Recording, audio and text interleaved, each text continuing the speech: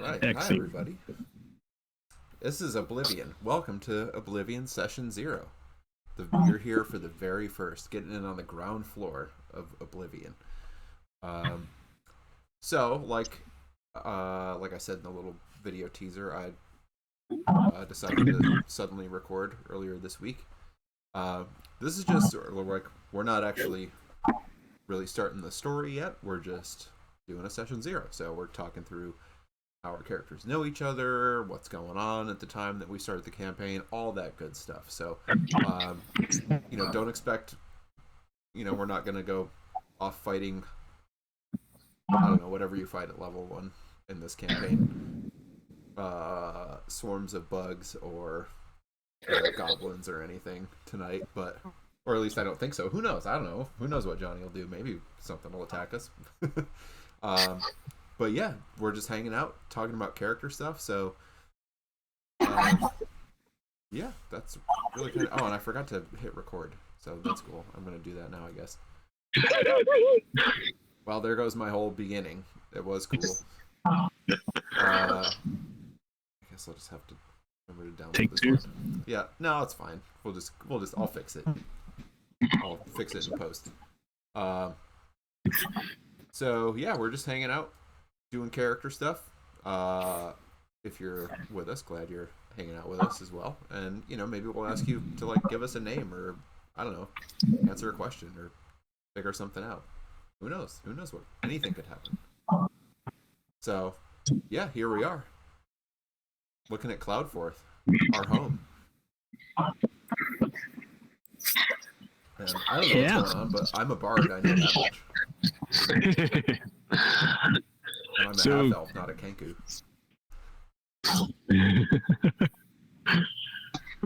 So yeah, I think maybe this will give Drew a little more time to finish typing in a few things, or is this kind of a let's go around the room and talk about ourselves for a minute type thing? At least the things that we want to reveal. I know some other things come out during the course of playing, but like those things. And I would say let's keep it maybe general right now.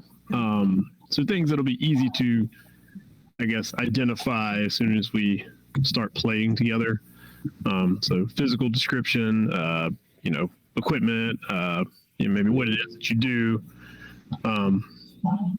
and those type of things. And then we can talk about how we know each other after that, whether we want to randomize it or if y'all have had some thoughts about that. Those who are watching, I've sent some ideas and they're going to, well, I don't know what we're gonna figure it out. But yeah, so I think let's go with that. So I think since the bard has already eloquently spoken, I think you should just go ahead and start. Yeah. All right. I mean, yeah, I like to talk. What can I say? But yeah, I'm a half elf, and I mean I've got a little picture in there so you can even see what I look like.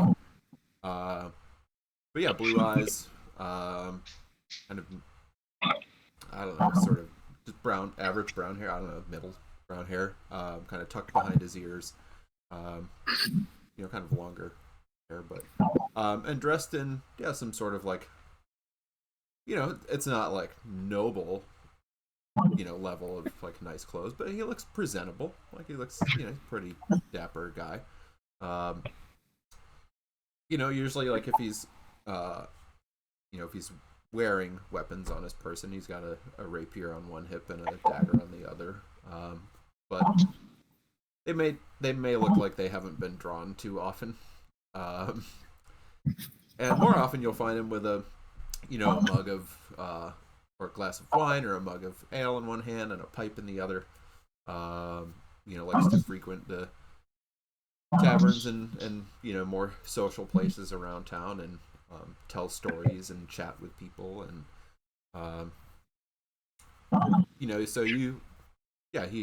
if you have a social life here in Cloudforth, you probably see him out and about in the evenings. probably has a reputation as a bit of a talker. Kind of what he seems to have, I don't know, a gift perhaps for making people see things his way and making people see see his point of view, understand, and be persuaded by his very reasonable, rational, but still passionate arguments about things. He also wears a small amulet around his neck, that sometimes he will, grasp and hold on to as he's speaking. He's not the kind who like gets up and gives speeches in front of a crowd. He's not the kind who will like jump up in the tavern and jump up on stage and like recite a poem. He doesn't play any instruments. Doesn't seem musically inclined in any way. But he's the kind of person who will, be around a table of 3 or 4 other people, regaling them with a story, and likes to have a kind of small, rapt audience, or even just one other person rather than like, this grand oration in front of a crowd. Yeah. What else? What else about? Oh, his name's Keldrin. Keldrin Silverwind. With a C? Yeah, Caeldryn.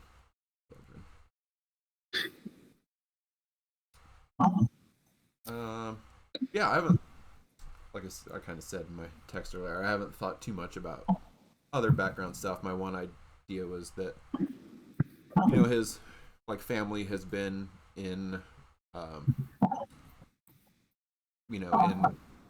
is Cloudforth just the city, or is the Cloudforth like this section proper? It's the name of the whole bulge. Okay. So the bulges are named after the city itself. Okay, that's what I thought. So it's the Cloudforth bulge, but it's also the Cloudforth city. Yeah. So my thought was like his family has been here for generations, and his parents live in one of the lower, like 7 Spires or 5 Gates, or one of the lower ones. But he spends his time up in Cloudforth most of the time. Seems to like the big city the best. Yeah, I think that's sort of the basics of Keldrin. How do you spell that again? Caeldryn.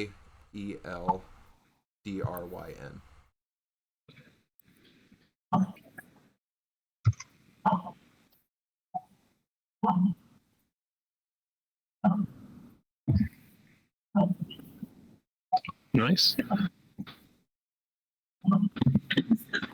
All right. So a very sociable and loquacious half elf. Yes. All right. Cool.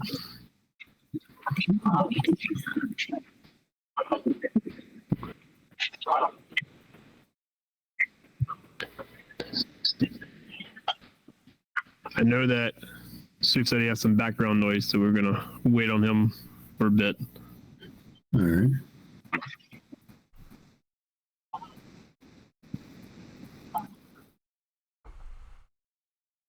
You want to go, Mike, or you want me to start talking? I can go. I don't have a ton. That's okay. Just give us the outline. That's what tonight's about, is figuring out, filling in some pieces. So. Yeah. So I have an elf, an actual elf. I think they're also known as. Okay. Okay, I'm gonna go ahead and make him vote, and then do. Okay. Keldrin, fake elf.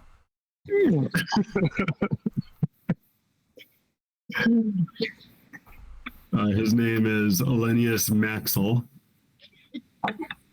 How do you spell that? Ollenius. Ollenius? Yep. Ollenius Maxwell. Kind of pretentious. Axil. Sorry, M-A, what is it? Maxil. All right.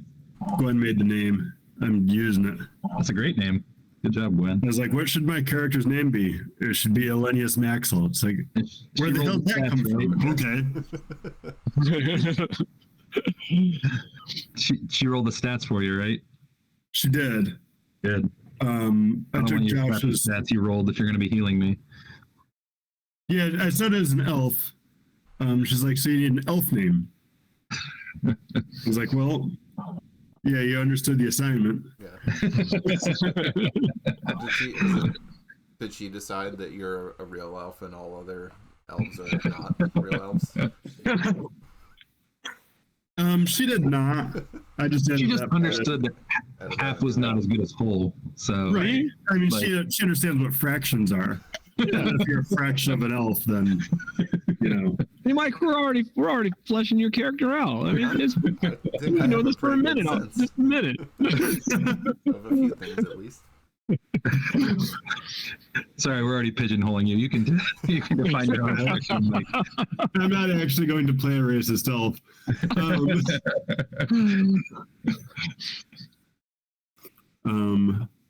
As a cleric of a good deity, I was thinking of Lorgravir or Martefort as being sort of his base of operations. Okay. He'd bounce around a lot because of cleric duties. So we are all in Cloudspire, like the city. Is that where we're starting? No, you are in this bulge. In the You can bulge, pick okay. Any of these places. The only place you can't pick is the Forbidden Tower because nobody actually lives there. So, but otherwise, yes, you may. Cool. I don't know why no one lives there. You have to go there to work occasionally? Is that the deal? Yep. Well, you got to go. Tower, yeah, that's each bulge has their own tower, right? Yes. Yeah. Yes. You have to go somewhere and work. Yeah. Perform your civic duty. Yeah. Yeah. But you're thinking Martefort or Logravere as your home. Your home, for lack of a better term. Right.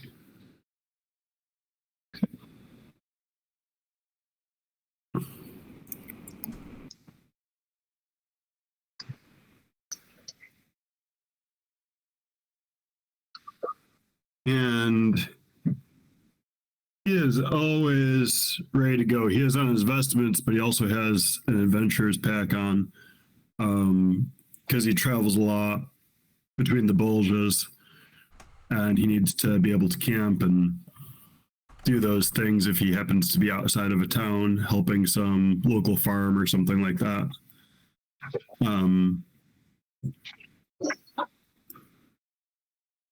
He's always got on his ceremonial chainmail and under the vestments and a mace. But the mace doesn't look like it's been used much.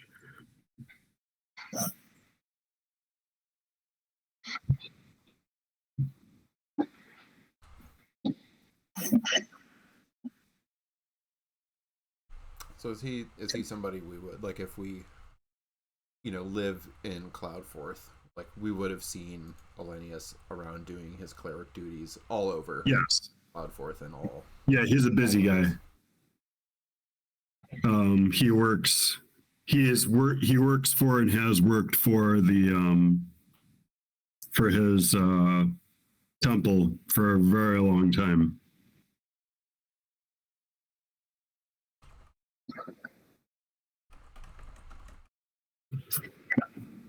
And did you say which temple? I missed it. Or are you still working on that? Okay, I still did working. not say which temple. Temple of Good God. Yep. Okay. That'll work.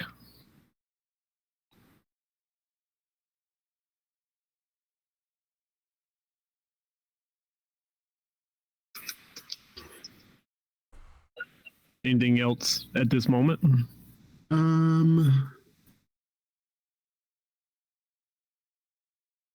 I think that's sort of it. Okay.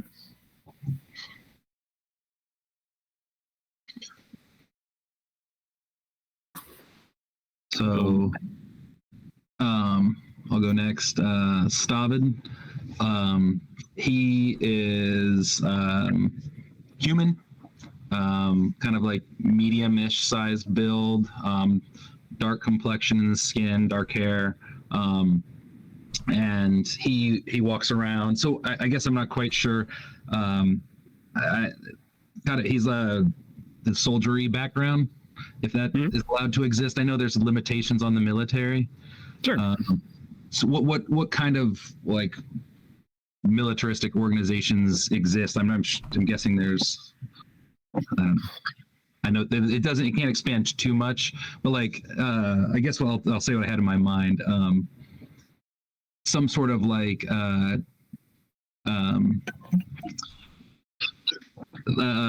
group, an organization that was almost like kind of like a monkish, like trained kind of like mind and body type, like but not monkish as in punching, but like actual martial training. So would something like that exist, and if so, where? Yeah. No, I mean, I think they would. I mean, I think that, like I said, I haven't thought of that, so it exists now because you just brought it into creation. Yeah. But I mean, like, the limitations on like armies and navies is more about like raising armies and raising navies, and so there's a centralized, to protect the Bulge and protect Essalia in general. But there's not like nobles essentially aren't allowed to have like private armies. It's kind of what it boils down to. Now they can have guards and they can have, they obviously have retainers and people, but they're not allowed to like raise armies, and they're not allowed to build their own navy, and so that's the structure from top down. But like, yes, I mean, I'm sure there's a warriors guild of some kind, or and there's some monastic organizations around somewhere. And would they potentially? I mean, like, who? Like, you have these. I can't remember the name of them, but these sources where the energy is harvested. That those are defended. Is that potentially like what? So that's one of the jobs. Is if you're not providing Yetin to the Bulge, then there's also guard duties, which essentially is what it sounds like, to keep people out, except for the people that are supposed to be there. So I mean that obviously is also a role that somebody with that kind of background would, but also in general, most people at some point are expected to. They may not have Yetin duty today. They may just have to sit outside the Yetin, the stupa or wherever, and so they're on guard duty. Even though they may not be much of a fighter, but they can at least like raise a cry should anybody do anything. So like guard duty is part of that work as well. Responsibility. Yeah, civic duty, yes. So yeah, I feel like he was originally from one of the other Bulges, and was like kind of had a calling to come to this specific location. This I don't know. Whatever you call like not a monastery, but like whatever this but yeah. I have kind of Doctor Strange like images a little bit in my head, like just not a real nothing, doesn't seem like too whatever, but this is where a group of people kind of train, and both in kind of martial and spiritual ways, but also not specifically to a some god, but just meditation and understanding, kind of trying to achieve kind of an enlightenment of sorts. So he kind of comes up from another one of the Bulges, and I don't know if made that move permanent. I know that there's some rules about that, but I think he tried to make that move permanent, right? Like his past is behind him. He's not going back, other than for some other, he's not planning to go back. Like this is his life now. Carries a long sword. I think that's what I get so far, but that sword might get bigger.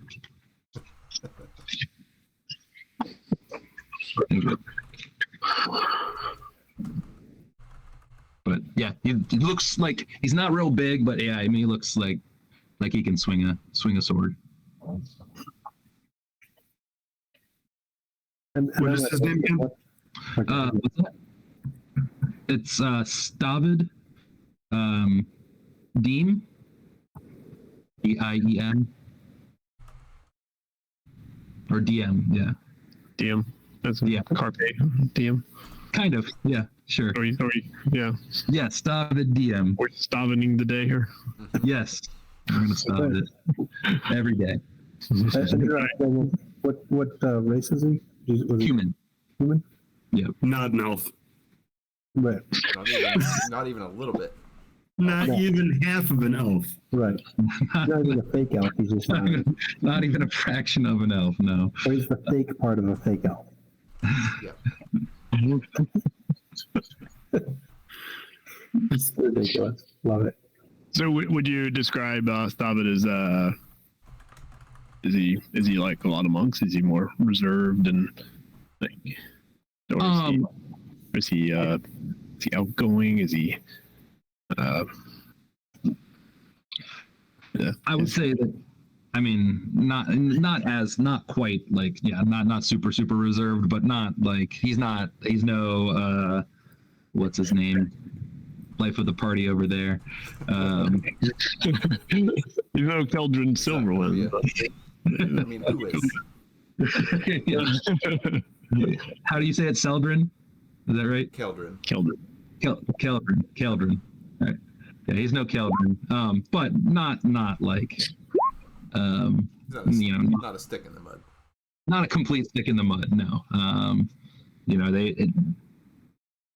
I guess, yeah. I mean, his past is definitely not like, he sticks to his soldier ways when he needs to, but he can also let loose a little bit. He can play a game of dice or cards or whatever, no problem. So he wouldn't necessarily turn Selbrin down. He would just probably listen more than he talks. So. And how long would you say he's been in the Cloud Fourth Bulge? Years. But not a lot of years.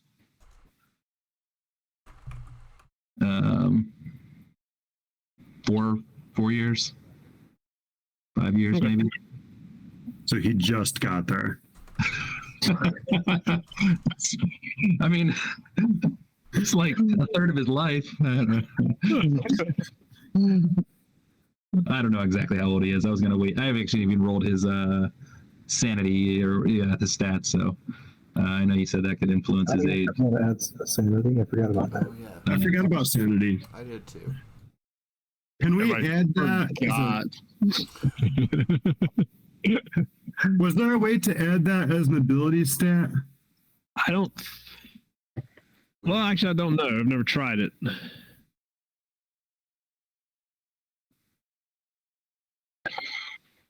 Yeah, if you can just add an attribute. Can you? Yeah, in the menu.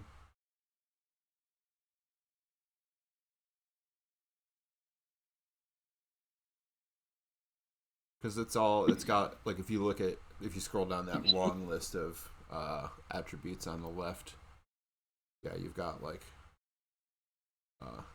Constitution base, Constitution mod. I think you can. Where are you?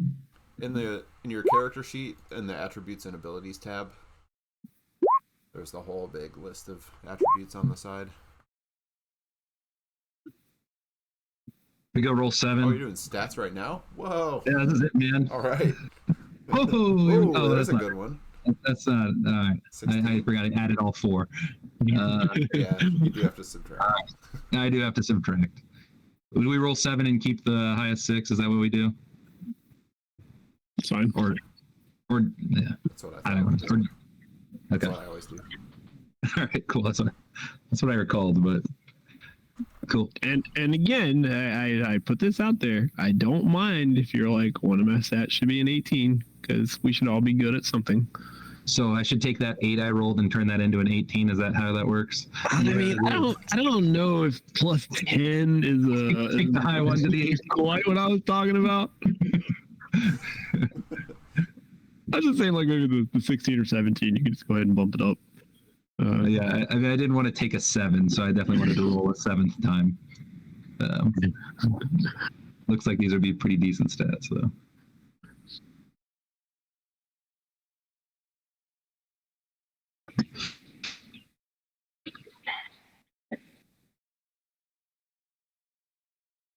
So would you say you actually live in Cloudforth itself, or? Yeah. Oh, does that make sense? Where that would be like? Was there a does Cloudforth have the city have one of the places to defend, or is it always the lower? No. It works from. Oh, sorry. I'm forgetting my own notes. No, so there's nothing actually in Cloudforth.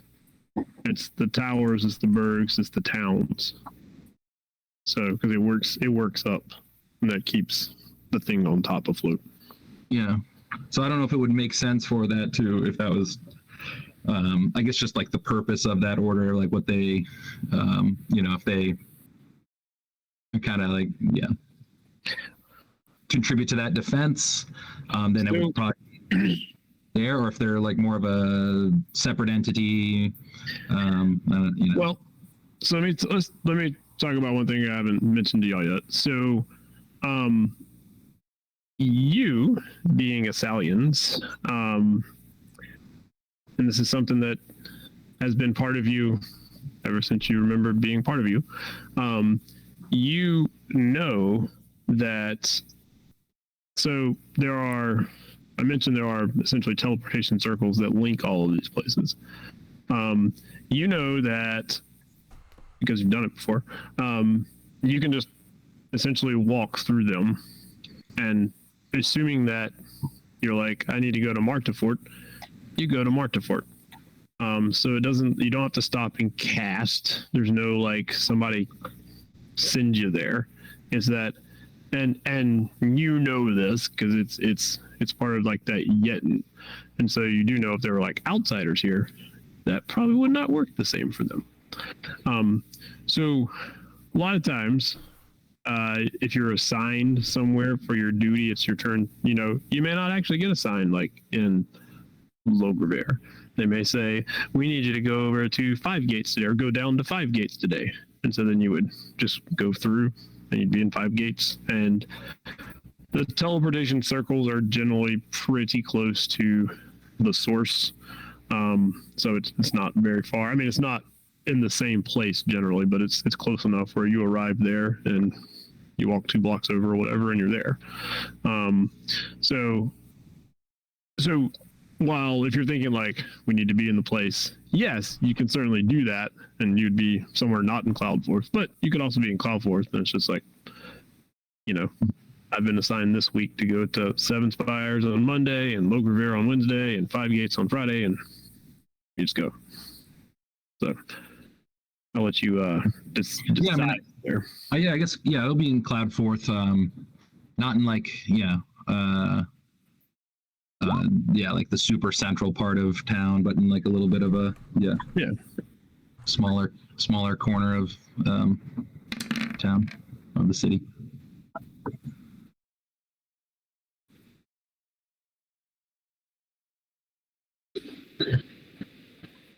Is our sanity rolls? Yep. I thought sanity was the average of your top 3 or something like that.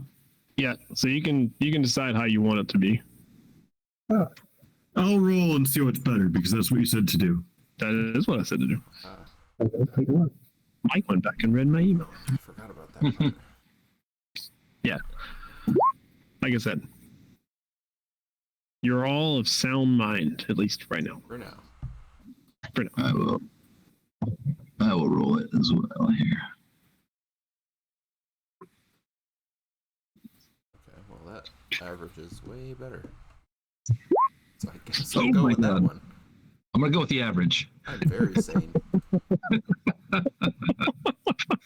What a dude. Oh. Just toss me into the ocean, all right, guys. Just toss me. You know what? I'll choose to drop the 2. I'll keep my 3 sanity. Just from the And get-go. Oblivion has struck in with session 0. Okay. That's what they do, right? They toss you off once you get too Yeah. once you go too bad. Yeah, you once get the- Oblivion, you once get the the drop. Oblivion hits, yeah, you get the drop.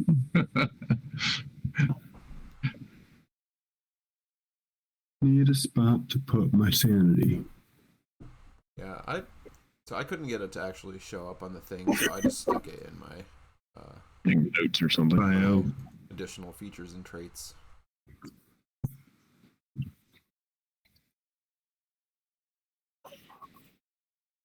I rolled a 15, but my sanity averages out to a 16. So that. Dang. Yeah, no place to go but down. I'm sure that won't happen. Is that what they say when you get when they take you for the drop? Drop zone. Nowhere to go Order but down. Bye.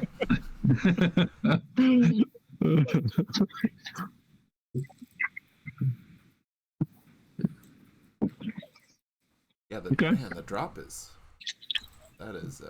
brutal. So did Keldrin- Think about it, I guess. Or not. Yeah, it's like Insane. we'll just give you this fall from however high this pretty high up city is. Yeah. It usually does the trick. Yeah, it's not a quick.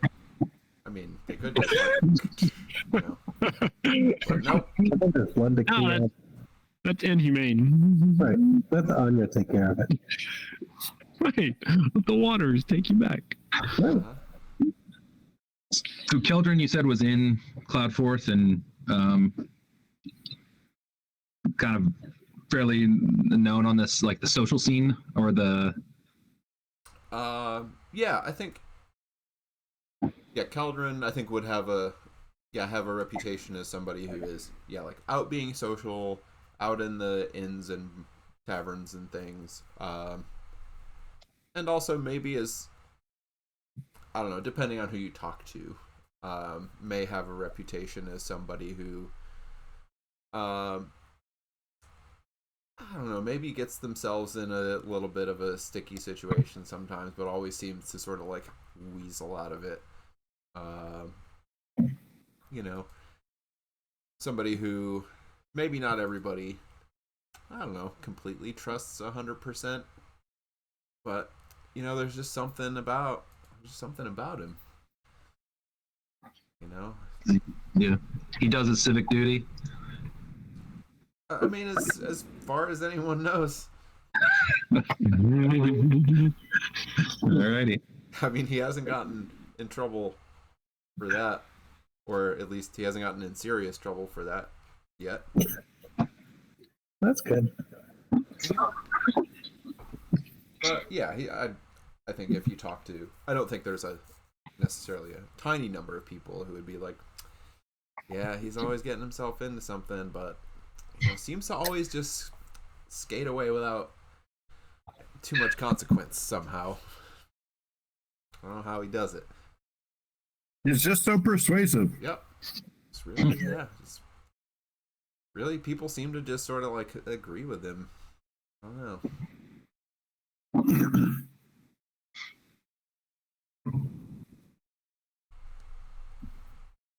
Right. And I guess last we got Kater, Cuttaire. For spelling it. I put it in my name now in Roll20. He's a Kenku who's been living on the streets of Cloudforth for past 5 years.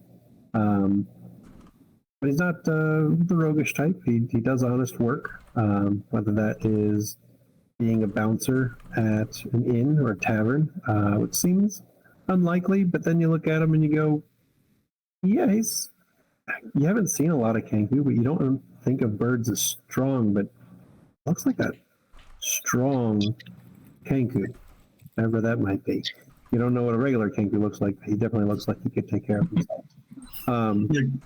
If we'd seen other Kenkus, we would say this is definitely the strongest Kenku we've ever seen. Probably. Johnny? I was going to say, though, to that point, there are a few Kenku around. I forget where we had established one or two of them. So we had talked about it. Hearts. Was it Hearts Inn? One would have been around for about a year before leaving to Hearts. Hearts. Let me think. Look at my backstory. Yeah, I think Hearts End. Hearts End is where she went. Russell would have been the other one. She would have gone back to Heart's Content. Okay.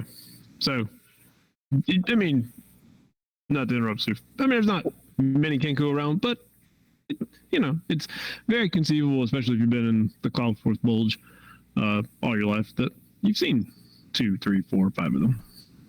So. And he would be one of them, especially if you frequent taverns or inns for for many reasons. But he's also done whatever other odd jobs that'll make him enough coin to survive.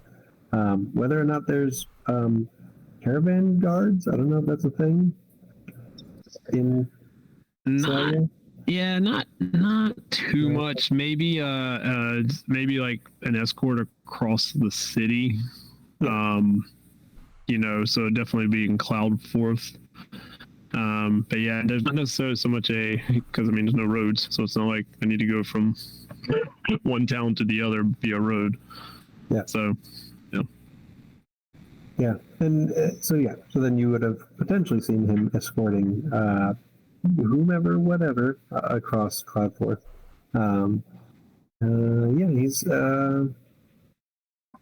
He's also always just like the full elf, high elf Elenius is always wearing a backpack. That's mostly because everything he owns is in there. And so, yeah, he's just living life on the streets, enjoying being enjoying as much as he can, being an urchin, trying to stay out of trouble and do good work, but doesn't seem to want to find a residence to live in. So it doesn't seem like he's bad off. His clothing is all nice enough. Like it's not, not fine, not sub-noble as Kaldrin, but it's not tattered and torn or it's not even necessarily dirty. Just seems to prefer to live on the streets.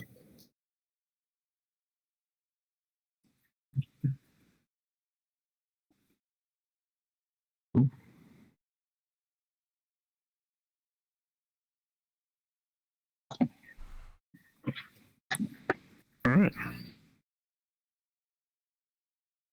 So now we have a general picture of at least who our protagonist of this particular story will be.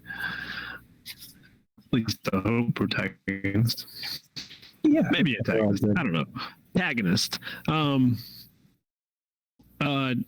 now the question is, how do we know each other, or do we know each other?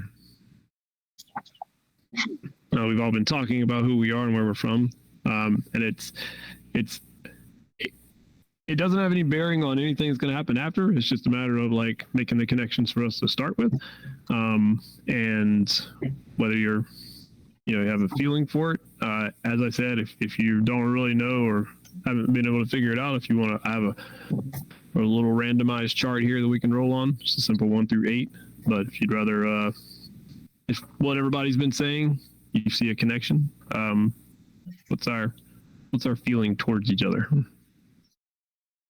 I feel like Kater kind of knows everybody. I don't think he knows anybody well in this group, but I think he's met everybody, he probably talked with everybody to the point that he can. And the other part, I guess I forgot to mention, is he's awkward, and you can't tell if he's awkward because he's a Kenku or if he's awkward for a Kenku. Just like you can't tell if he's necessarily strong for a Kenku or what.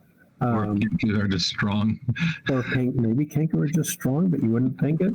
But yeah, like Keldrin, I'm sure, you know, we whether or not it was me trying to bounce you out of it in at some point because of some trouble, and you ended up convincing me not to. We just went and got a drink and we talked and yelled at it. So I could see us, and then being on guard duty with what was Seldrin? What was Drew? Drew was your character? I was Stavin. Being on guard duty with Stavin and passing the time.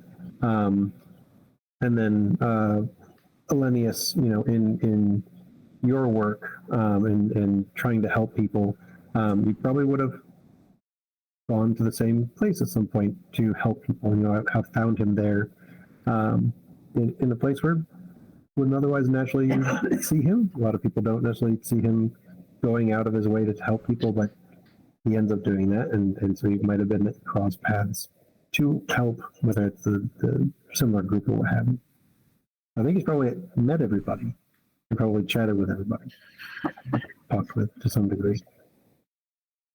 Yeah, I was gonna say, I imagine that he and Keldrin have seen each other quite a few times, like especially if he's been, you know, bouncing at the taverns or whatever. Like Keldrin's usually making his rounds, and yeah, I like that idea that maybe one night it was like, okay, you gotta go. No, wait, well, just hold on. Like, why don't we just and you know, I also imagine like after that, you know, and however Kater felt about this, Keldrin might have been like, oh, this is my good friend, a fine, level-headed gentleman who, you know, one time thought I, you know, needed to leave, but eventually we saw eye to eye, and since then we've been good friends. We see each other all the time. We always greet each other, and, you know, he's just does his job so well, and, you know, like draws some attention.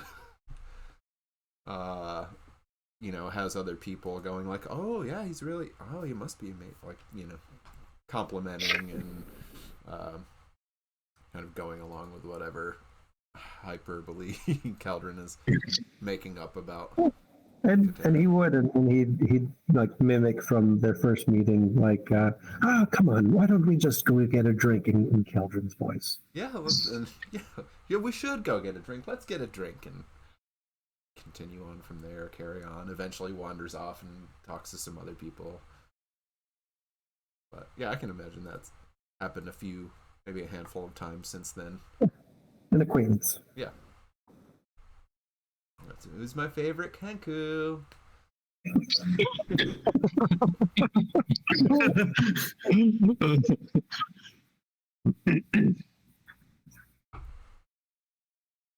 Okay. Cool.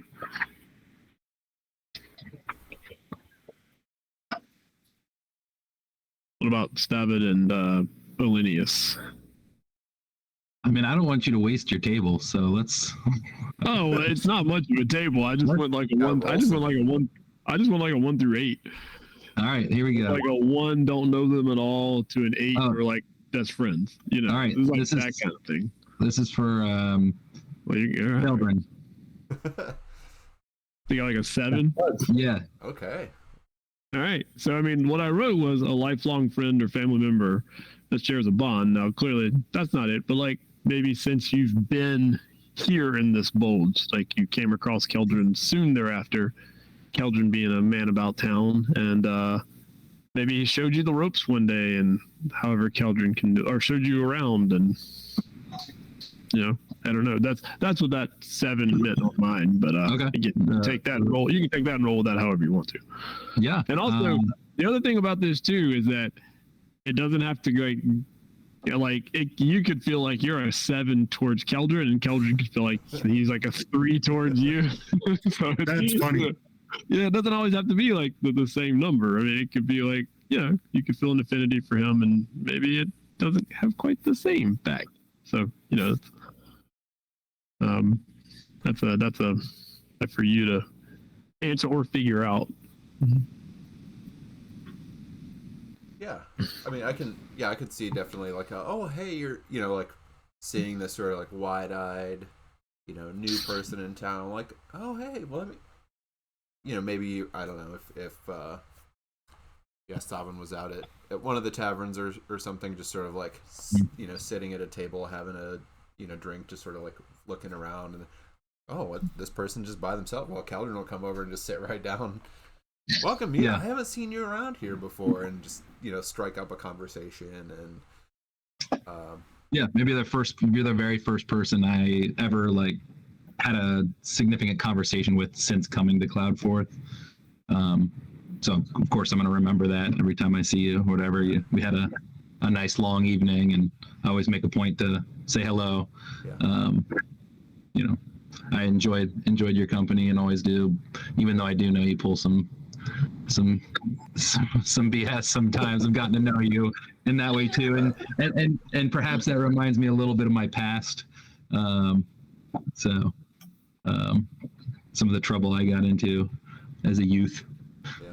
But yeah, and I think Caldron would probably be, I think, kind of like what Johnny was saying, probably wouldn't necessarily feel like, hey, we're best of friends, we're best buds, but like, is like, oh, hey, there's my like drinking buddy, yeah, come on over, let's go, like, I'm heading over here next, you want to come along, I'll buy you around, and I was always happy to like hang out and chat with you, and like, make the rounds with you in the evening, and isn't really, I guess doesn't really,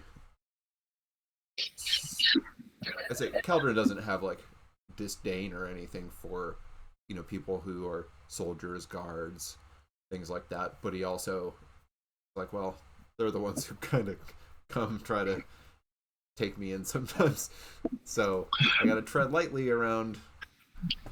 I mean, so there's always in the back of the mind like, oh, he's Stavin might have to like arrest me someday. That would be awkward.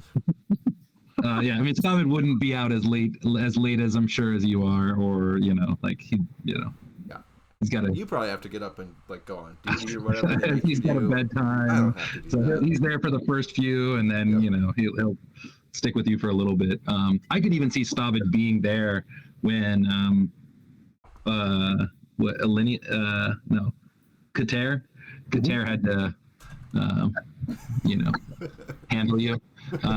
Maybe I was even taking the other guy or something like that, and kind of like holding him back from whatever getting on you. Yeah, which I mean, that's another thing that like Caldron probably appreciates about Stavin is like every once in a while somebody wants to, I don't know, punch me in the nose, and I'm like, whoa, hang on, and maybe Stavin steps in now and then and like, do I don't even know what, like, I didn't say anything. I don't know what that's all about. Yeah, on the rare occasion that I can't talk my way out of it. So just a question pops in, like, is there like a governing authority, a constable, like what's so like in Cloudforth there's like the I guess the ruling government, which is headed by your oligarchs, but then like this being a city, of course, there's going to be like smaller local leaders.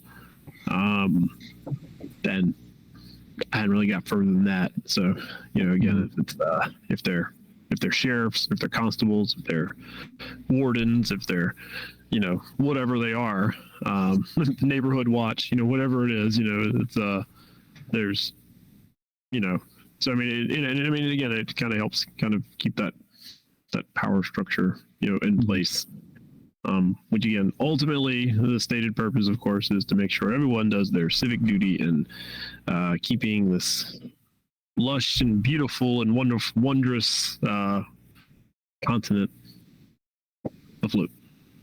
I would say that Stavin definitely tries to help maintain that be part of that and maintain that order.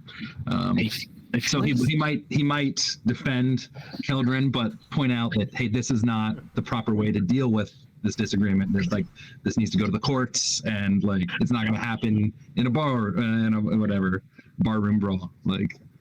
You might be right. I understand, but this is not how we get justice in this city. Of course I'm right. So has Keldrin ever made a mistake? According to Keldrin? According to Keldrin? Yeah, from time to time, but it wasn't entirely his fault. Right? Right. Well, so not so much as a mistake, but something was obviously misconstrued. Right, yeah, it was a misunderstanding. People just didn't see the whole picture of what really happened. And if they had, they would know that clearly, even though it might have been not the best course of action, this is why, I did it this particular way. And too bad they can't see it the same way I do. Because if they did, if they just understood, then they'd see that was actually fine. Right. And preferable. Yeah. All right. So I think that Elenius would really like hearing Keldrin's stories, and has probably sat at those tables before listening to Keldrin's stories. And I'm pretty sure that Keldrin and Elenius probably share a mutual appreciation of histories and have shared notes on different points of interest in different periods of the past, different legends, things like that. But Elenius is more civic-minded, maybe just a scotch, and thinks that, and really wonders if Keldrin's using his obvious wide-ranging talents really the best way that he could to make this place prosper. Well, yeah, Keldrin, I think, is definitely interested in stories and tales from throughout history and things like that. Maybe not, hasn't studied them in a formal way, but has picked them up in conversation and from other people relating things that they've heard or read, and sort of keeps that keeps that in his mind. But and I think probably the sense from Keldrin is if Elenius has this kind of maybe you could actually do some good here. Maybe there's a second of yeah, probably. But I mean, what if I did this instead? And But we should have another drink. Yeah. I'll think about it. I really will. This time, I really will think about it. But did you hear? And then off he goes on some other. That sounds right.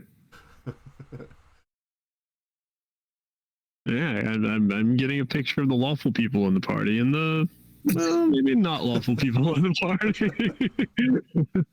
Not so much.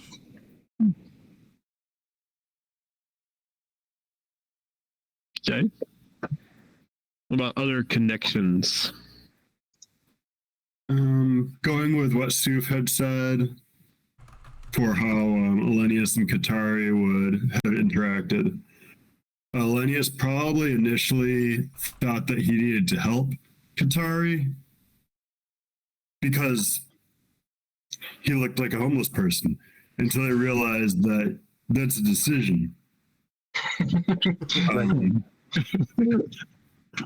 And so he's decided to be homeless, and that really Katari is as likely to be helping somebody as he is, then they probably help each other and give each other tips of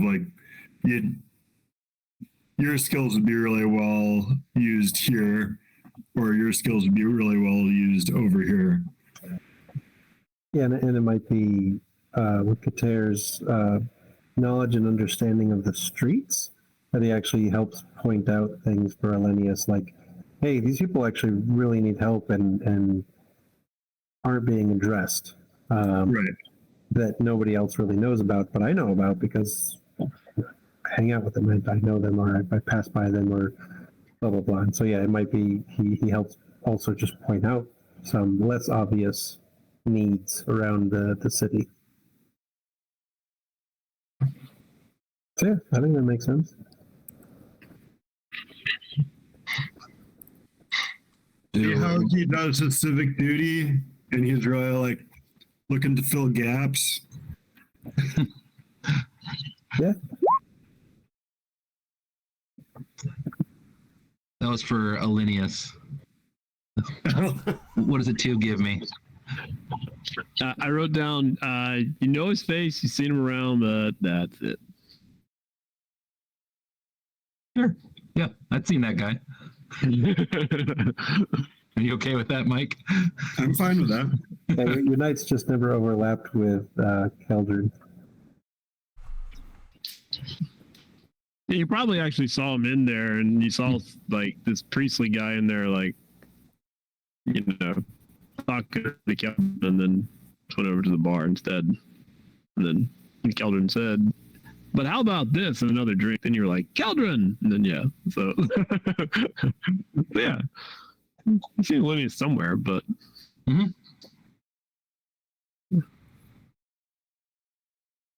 okay, different shifts maybe. The schedule doesn't line up. Are you gonna roll for Kater? I guess, yeah.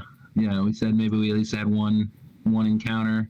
Yeah. Okay. Find out. Okay. I know what the role is. What's a 4? That's kind of right in the middle. It's like acquaintance, neither friendly or unfriendly, just an acquaintance. Yeah, I mean we said hi, I guess, and maybe broken up a brawl or two together. Right. Set some duties together. Always happy to maybe even have a little bit of rapport and like a almost combat type setting, like recognize the usefulness of the other. Everyone recognizes game. Wouldn't hate jumping into a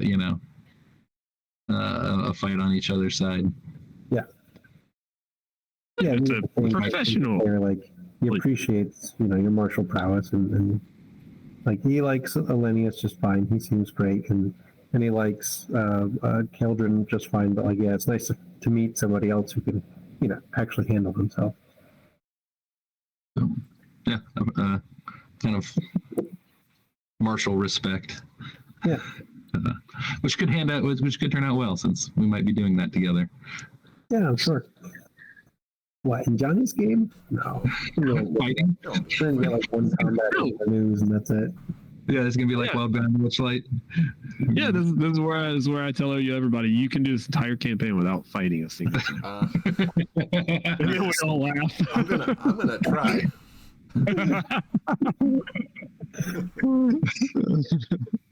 Wipe the dust off your rapier every once in a while.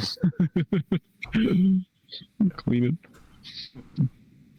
I don't even know what it actually looks like if I pull it out of this scabbard. Yeah, I assume there's a sword in there. I don't. Glued on hilt. Yeah, I might find out the first time. Like, oh, it's just the handle all along. Well, It's just a dagger, actually. It's just right.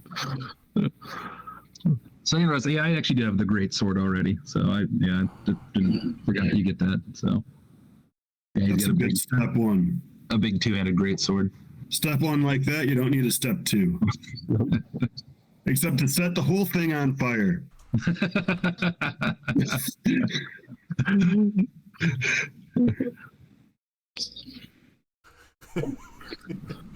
so I was just looking at Twitch chat.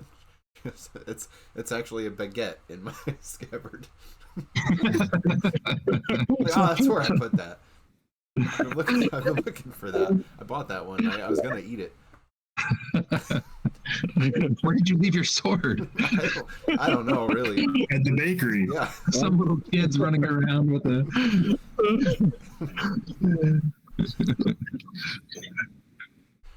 All right. I can't believe that happened again. Good.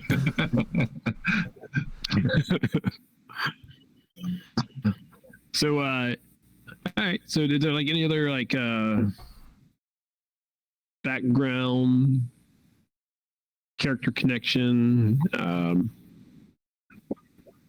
or I know Mike and Drew, you're still filling in a few things on your characters that you have thought of, or anything that comes to mind?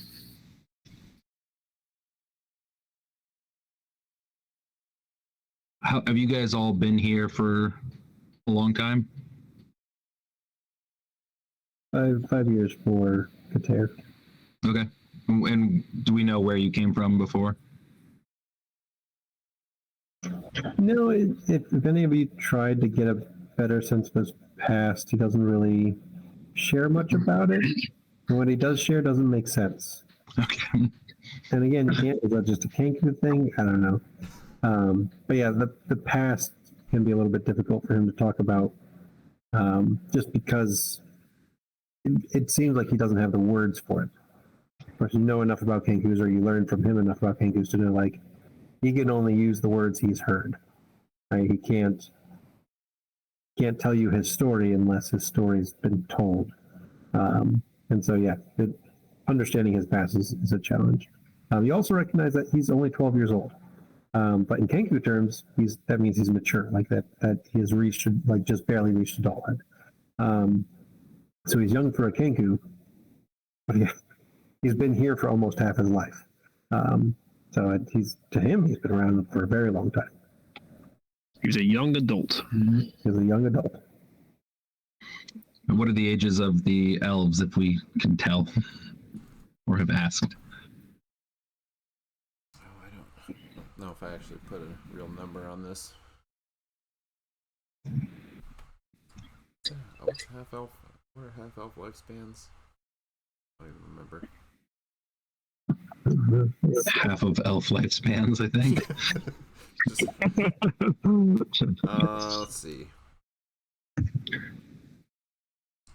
So half elves mature at the same rate as humans, reach adulthood around 20, live up to around 180. Up to 180. Yeah.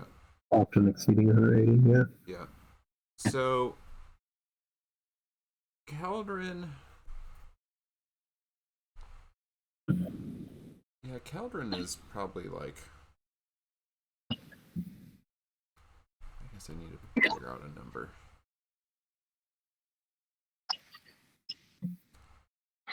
Caldron is like, I don't know, in his 40s somewhere probably. He's not an old half elf, but he's, yeah, again, sort of like a younger adult. He's not like he's not 20. He's not just becoming an adult. He's been out on his own for a while, but is not like a middle-aged half elf yet.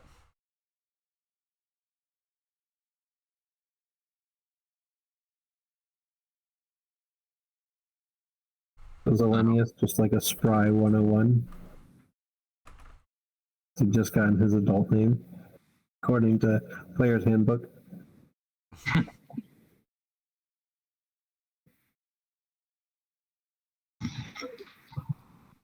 So Stavid will be just into his 20s.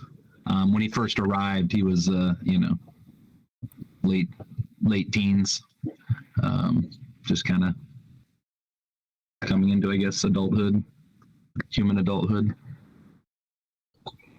And he arrived around the same time, so as Kater has been here, so similar time frame.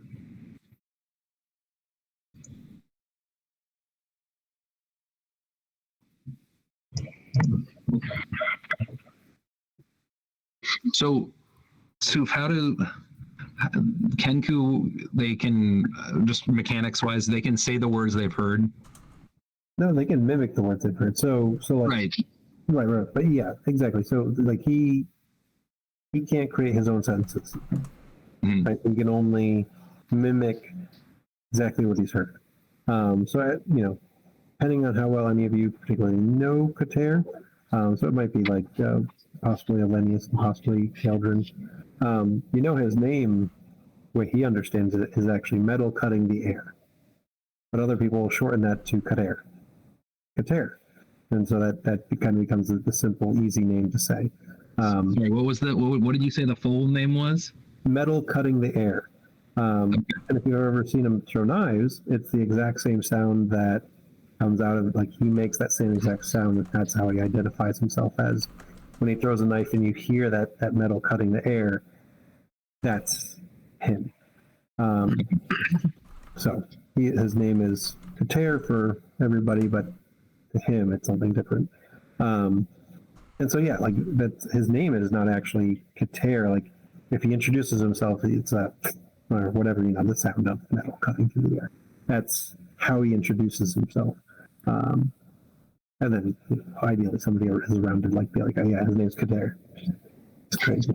But yeah, so oftentimes like he will, in order to communicate, mimic what he's heard, but it never quite makes sense. It's not like, hey, let's go get a drink.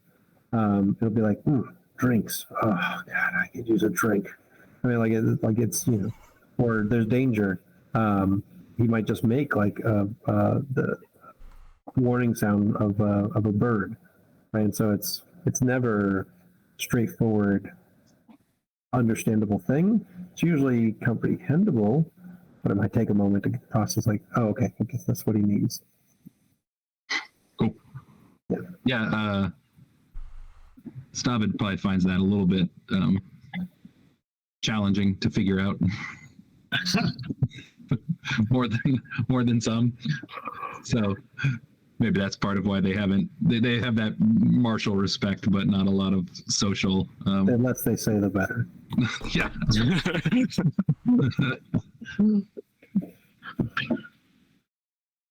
All right. Cool.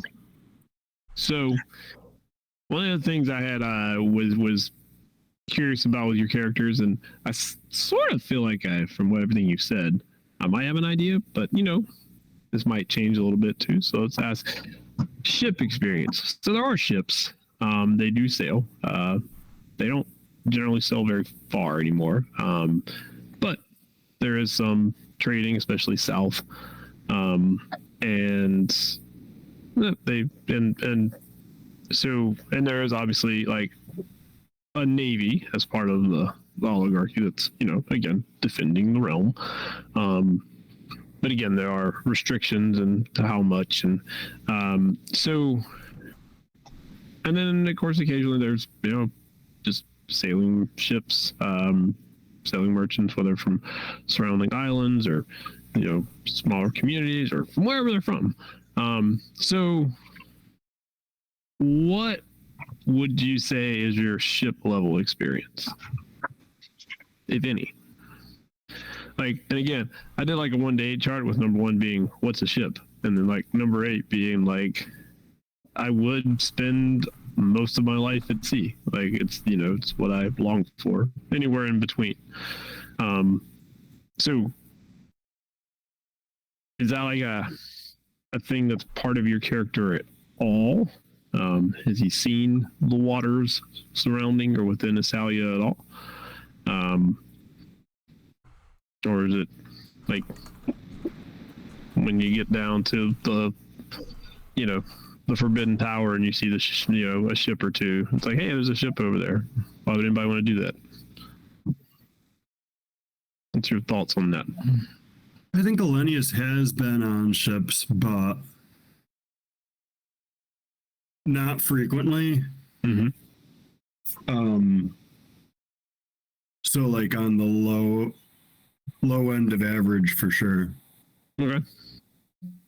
Or the high end of low. High end of low. Okay. Yes. Like number 3, I took a ride on one once, and then question what did I find it scary? Not sure. Number 4 is not exactly my cup of tea, but I know how they work. that kind Yeah, of like thing. number 4 probably. Okay. He's probably on one for something every 5 or 10 years. Yeah, that makes sense. Yeah.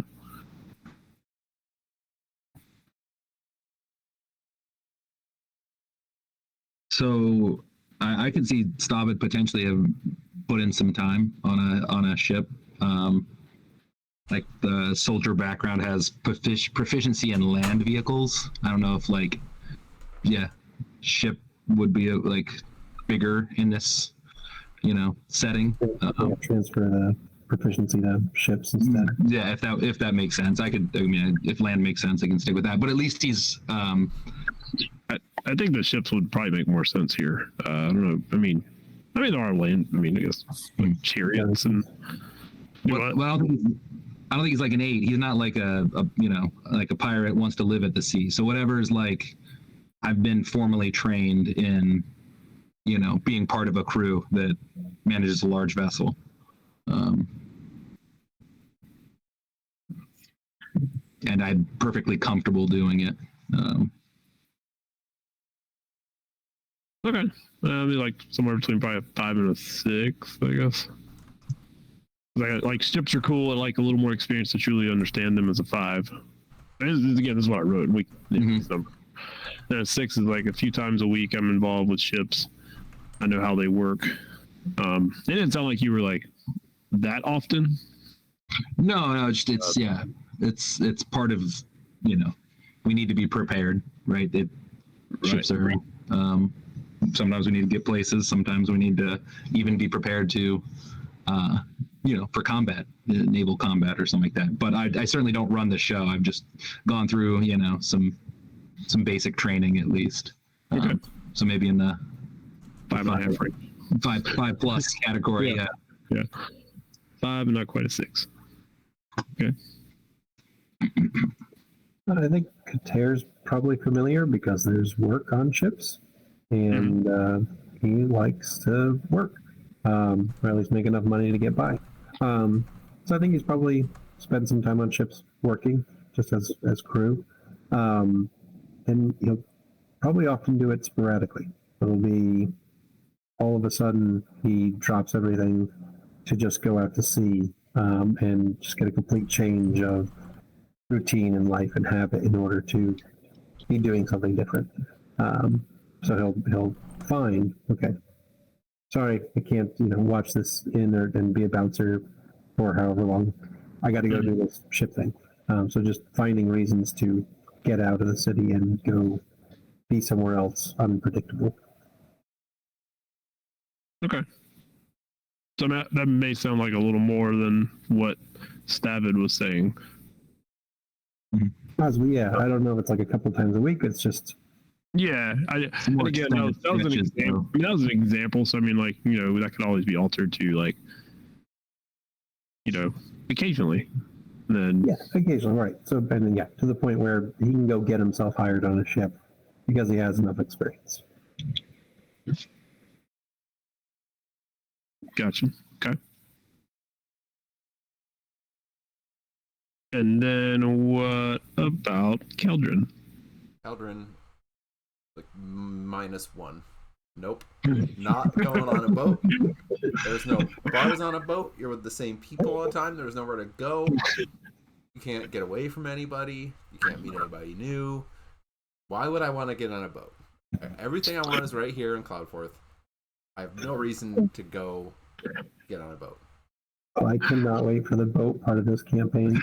I know it's coming. It's gonna be like, no. What? What do you mean? On a boat? There's no reason I would ask you that question. It's just a random question I'm asking. That's all. Yeah, no reason. No reason. Yeah. Yeah, zero interest.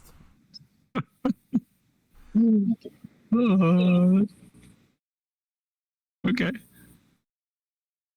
I find that very amusing. I thought that would be how he would feel about boats. All right. Cool. All right. So, before I go any further,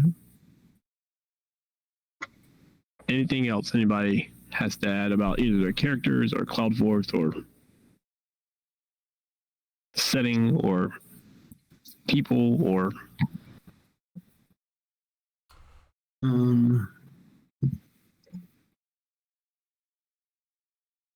not that I'm aware of, but we can backfill as needed. yeah, of course. Yeah, I think the only other thing, sort of like right now, about Keldrin is like if you during the course of conversation, if Yetin ever comes up, or like Yetin duty, any of that, like that's the only time that he really gets kind of like less talkative than normal. Like he just sort of doesn't seem interested in chatting about Yetin and gets a little like, yeah, I don't have anything to say about that. So anyway, and we'll change the subject, we'll wander away if the conversation keeps going that way, like just is not interested in talk of that, which is like maybe about the only subject that he won't just keep talking about.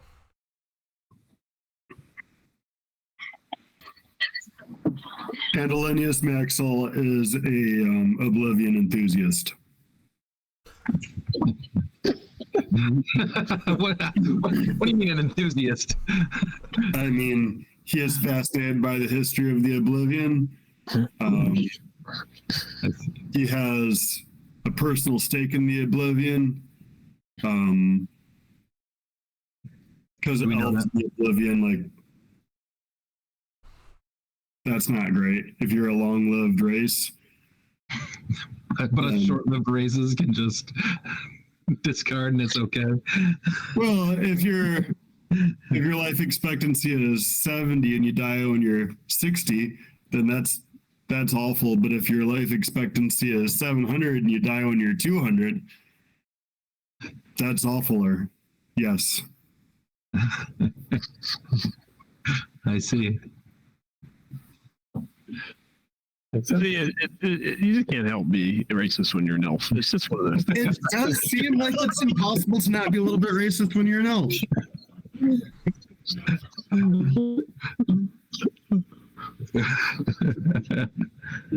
I was thinking about the relationship that Drew, you're from this kingdom, right? Yes. Yeah. Oh, okay. When you say kingdom, you mean one of the other I haven't bulges? probably seen you much since you were like a baby. So I started in another bulge and then came to Cloudforth more recently. But so I don't know if you would have seen me in the other. Yeah, do you get around the other bulges? Yeah. Is that is that travel is also fairly easy, or is that more? Yeah, going between bulges is just going from teleportation circle to another. Okay. Jeez, public transit here is amazing. Yeah, it's real good. Now, if you go from bulge to bulge, there are more restrictions and there are more. It's like customs almost, like when you're passing through. Like it requires, like, you need to register and you need to make sure. So if you're staying for longer than X amount of time, then you need to make sure that you're at the stupa on this day to do your Yetin duty and so on and so forth. So it's like you can't go take like a 2-month vacation in another bulge and so there are some more laws in place for bulge to bulge. What's the purpose of your visit? How long do you plan to stay? Yeah. But you spend a year or two here, you spend a year or two there, spend 10 years here, you spend another year or two someplace else, spend 20 years somewhere else. It's a lot of paperwork. Just have a pass. You have a bulge pass from the Temple of Life. Bulge multipass. Yeah. Bulge multipass. Multipass. You just keep getting these stamps. 5 bulges visited, you get the 6th one free, like that kind of thing. No, they just have a stamp with the dates that you're there. Yeah, something along those lines. It's just like it tracks. Yep. And again, it's a system that's been in place for a while, so it's sort of been, trialed and errored and perfected in a sense. Yeah, it's not one of those things that like you don't foresee people bypassing it very easily. So, and again, the penalties for cheating the system are very harsh. Which again is kind of one of those things that you and everyone have grown accustomed to, even if you don't agree with it. It's it's what you've grown up with. So that's just that's the way of life here, which most people deem it as like it's what's important to keep our civilization alive.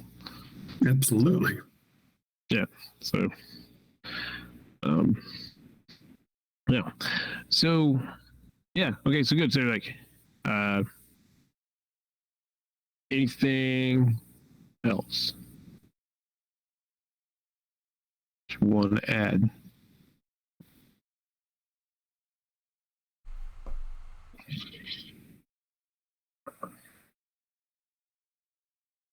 Not yet. Okay. Might have work to do. Like I said, yeah. I'll update you next session. Think of anything else, but Well, no, go ahead, Sue. I was gonna say the only other thing is I think I'm narrowing it down, but I'm gonna put it for now. Is on his buckler, he keeps it kind of just over on his pack, or if I ever had to use it, you've seen it. He's got the symbol of some god. I'm pretty sure it's gonna be Helm, but he does, like, on his buckler have symbol of a god that is pretty prominent on it, and it's not common to be. Not everybody's just carrying around, other than maybe Olenius. I was going to say Oleander. Olenius, not necessarily just showing off, especially for a street urchin. They're godly, whatever, leaning. So probably a gauntlet with an eye on it. That's probably what's on his buckler. We'll see if that's true in 2 weeks. And the Olenius has a shield with a symbol of Helm on it, and he's got a amulet around his neck with a symbol of Saloon, and then his mace has a symbol of Chanta on it. The mace looks sort of like it could be used for threshing wheat off of stalks. Stavid would have a symbol, but it's not a religious symbol. It's just a symbol of the monastery, the order, the whatever we are. The order of the name you'll come up with. Yes, I'll have that ready for us. Yes. Does Keldrin have any symbols? So his amulet is, what did I say it looked like? I don't know what it looks like yet. I gotta figure it out. It's not anything related to a deity at all. It's not. Yeah. It's an amulet of Keldrin, actually. Yeah. It's just, it looks just like Keldrin. Yeah, it might just be like a family. Yeah, like some kind of family. Not necessarily like a crest, but some kind of symbolic kind of family thing. I don't know. Maybe it's like a little like gust of wind kind of curly Q sort of thing. That's made of silver. If it was made of gold, then this wouldn't work. Yeah, Goldwind. What kind of name is Yeah. Goldwind? And you know those people, they're not as cool. They're probably like real elves or something. Yeah,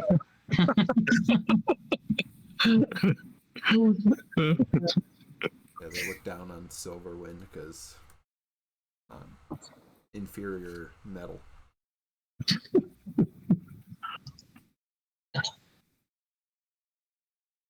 All right. So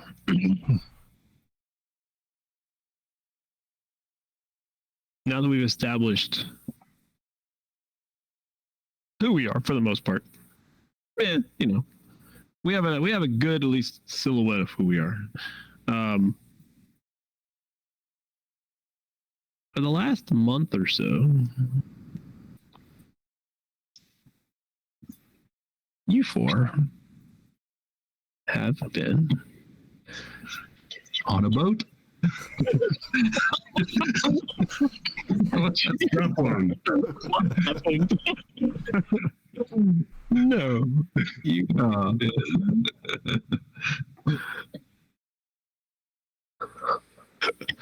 I think that would be very nice of me to set all it up for Josh. Like, and now you've been on a boat. No, you have all been. Give me 1 second. Sure, I'm doing the right ones here. Because I think I did it right. There we go. Everybody should have something in your player journal. Oh boy. Oh, yeah, already. I love it.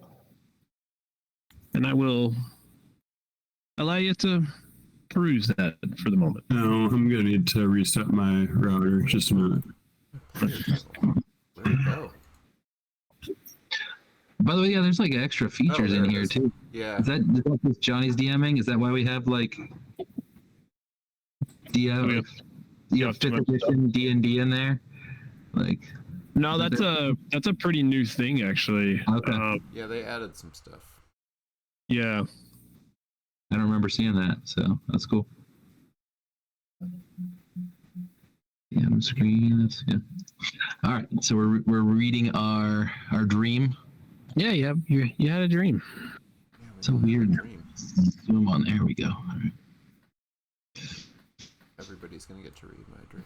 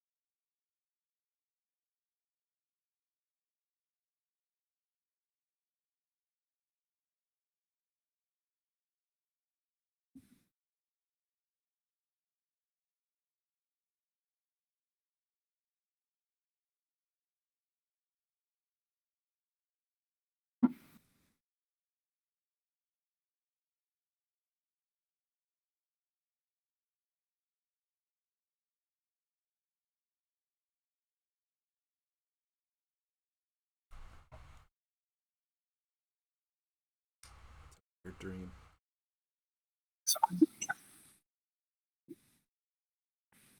I'll be back in a few minutes when I have to take the dog out. Already losing our long rests. You have a dream and you take 3 levels of exhaustion and you don't get a long rest. That sounds familiar. Look, listen. There's just some things that just can't change from campaign to campaign. Okay. Yep. No one ever gets to sleep. Josh, you're one to talk. We're coming off a campaign. I don't think we slept. But it felt like you did. I mean, we did get benefits from it. Yeah, It's true. yeah.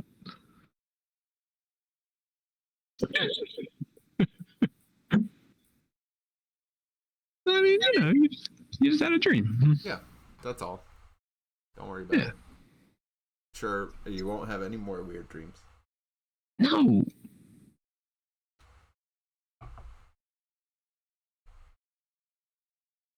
Well, So I can't do this. Let's see.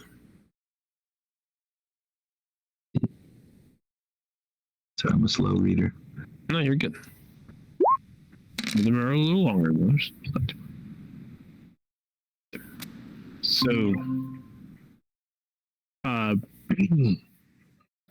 sorry, I gotta remember names.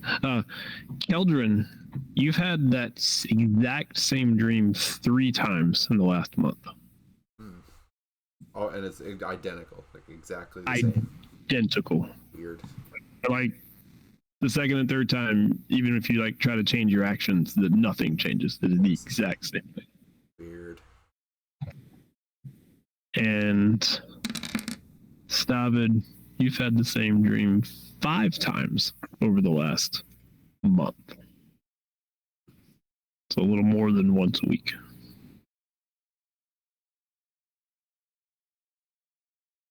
I don't know, Mike's probably still accessing his. Yep, I just opened it. As you're opening it, you've had that dream 6 times over the last month. Jeez. The exact same dream.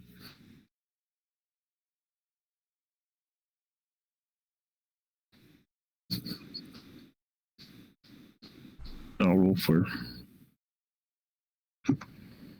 Kater when Kater returns. Walking the dogs. Man, look at that. I just went up the roll. 7 times.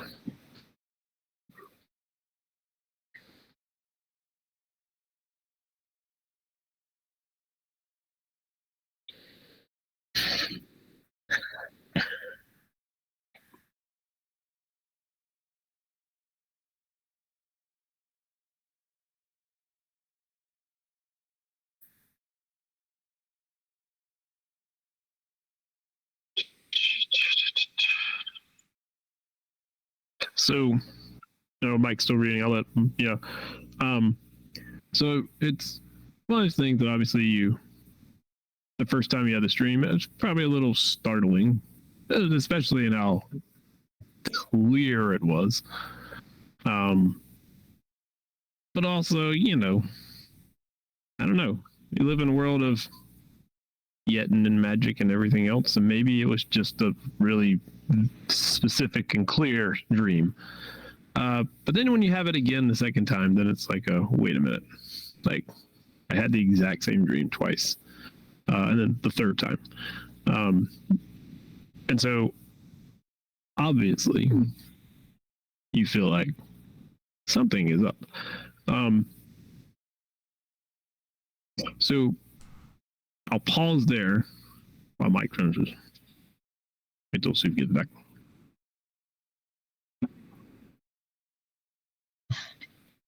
Is the voice? Is there one voice? All these quotes the same? Or I'm Yes. Okay. Just want to make sure.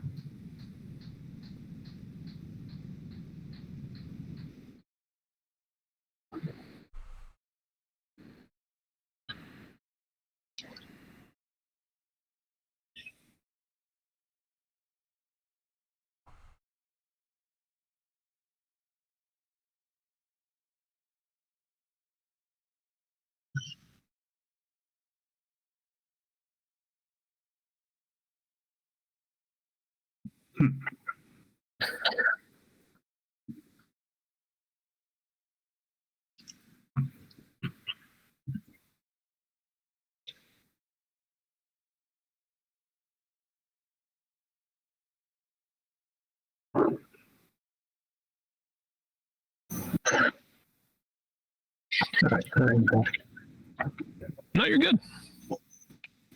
And I don't know if you had a chance to read your dream yet. Yes. Okay. So as it turns out, I rolled yours last. So you have actually had your dream 7 times over the last month. That's horrible. If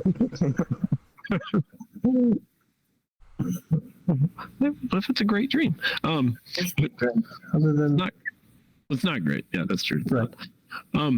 So number one with these since we're still in session 0 and we haven't actually made level 1 yet. We're still about to be level 1, but we're not there yet. Number one, just as a character build thing, if you feel like this dream would have had any impact on anything about your character, that feel free to obviously adjust because of it. Because maybe over the last month, you've had some I don't know why I keep having this really creepy dream, but it has an impact on who I am, and so that's just something for over the next couple weeks as you're finishing character details, if you need to adjust for that, and go for it. But then also, it's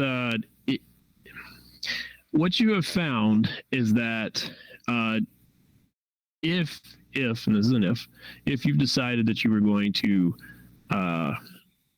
talk to somebody about this, look into it, try to figure it out, you actually find out that for whatever reason, these things just keep happening that prevent you from really digging deep into what this is. And it's sort of like random occurrences that happen too frequently to be random, but it's just things that just keep happening that prevent you from really diving deep into it.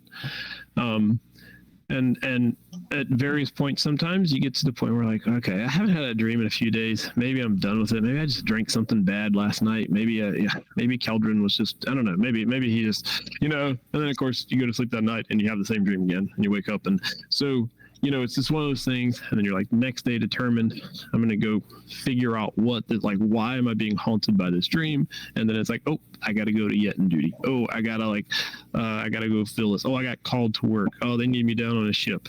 It's just one of those things that every time you're ready to I need to figure out what this is, you don't have an opportunity to. And so over the course of 2-3 weeks, obviously you're thinking about it, because who wouldn't think about a very specific, clear, and in some cases horrible dream? But you haven't really been able to get into it. The one thing though that I want to make sure I check something, so that's why I'm talking slowly.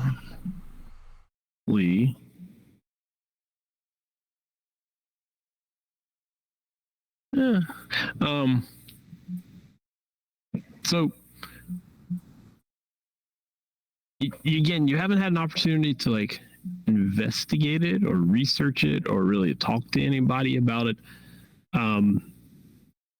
Except, is it one of the things you would mention to each other? Because for whatever reason, in this happenstances of happenstances, you just happen to be at a point where if you were to, you would have an opportunity to speak to one of the 4 of you about whatever it is you were dreaming about. Obviously, it's not mandatory by any means, but does it come up in conversation over a drink, over bouncer duty, over doing your duties throughout the town, and or is it one of those things that's I don't know, it's just too weird for me to mention. I don't have a chart for this either, so you have to figure this out. Gotta decide for myself. You gotta decide for yourself. Yeah.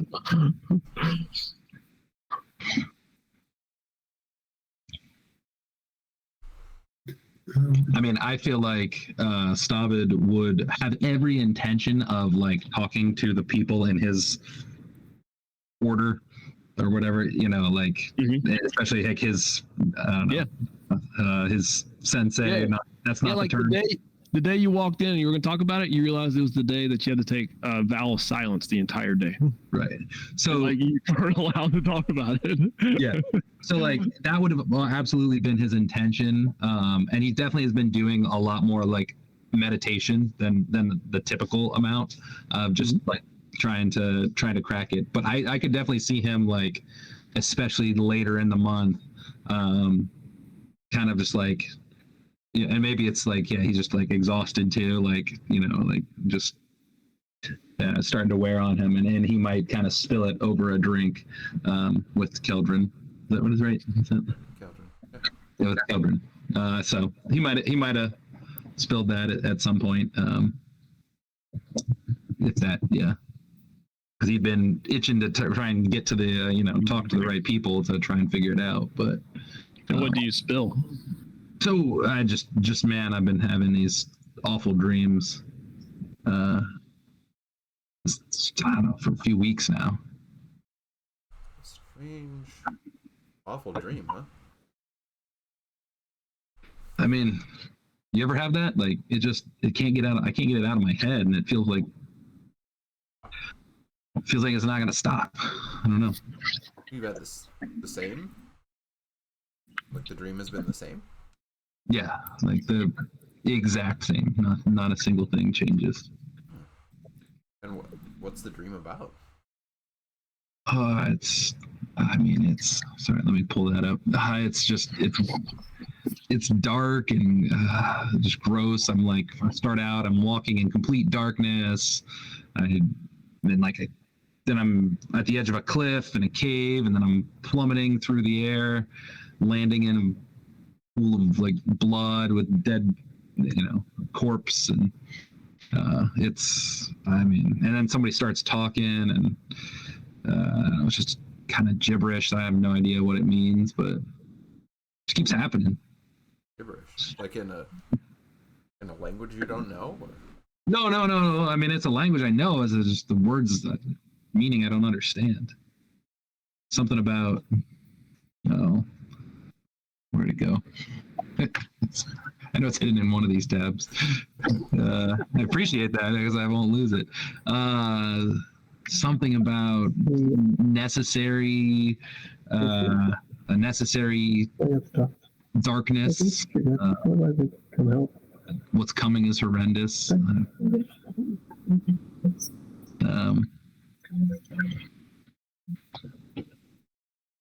Something horrendous coming.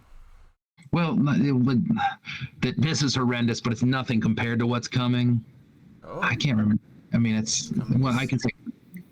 So what's I don't know. Is even worse. Yeah, it's not a big deal. I don't know. Well, see, I mean, it seems like it's bothering you quite a bit. You mean you ever have that happen, or it keeps happening? And you just can't get it out of your head. It's like a catchy tune. And you just, I don't know. I need to do something to. Well, sorry. No, it's talk about. No. I've also been having a strange dream lately. Had it a few times.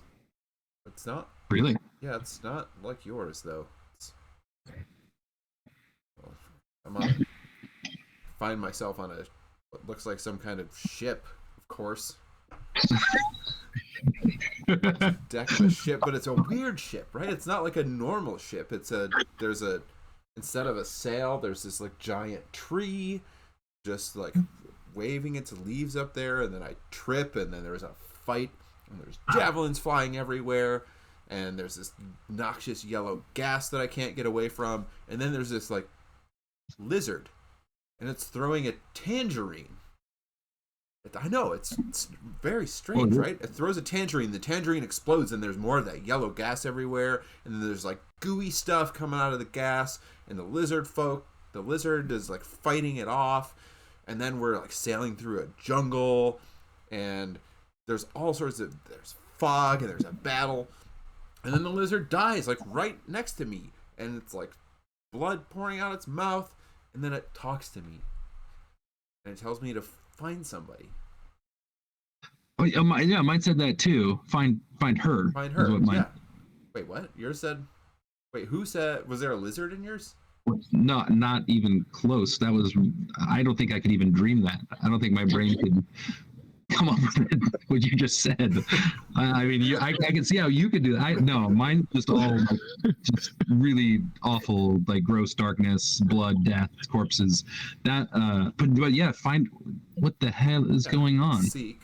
It tells me to seek and find her. And mine said I have to listen and find her. Huh. Send a mind to seek. Are other people have? What is this? That's Yeah. That can't be a coincidence, right? We must be. I mean, unless we're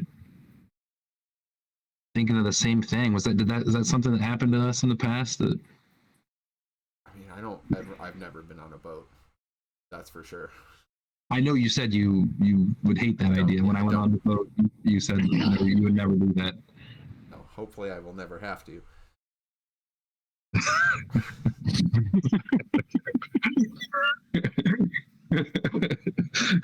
But it happened in the dream, so I don't know what that means. That I was on some kind of ship. No, and there's like tangerines and lizards and poison gas in yours. Like, yeah, it was really strange and chaotic. That's pretty trippy. That's like, yeah, it's weird. And the tangerines exploding. Yeah. All right. Well, I guess I'm glad I'm not the only one that feels like they're. I don't know. It's driving me a little bit crazy. I need to talk to the order, but I haven't had the chance. It's just, every time it comes up, we've just been busy. I've been busy. Yeah. Think they know something about it? I mean, I don't know.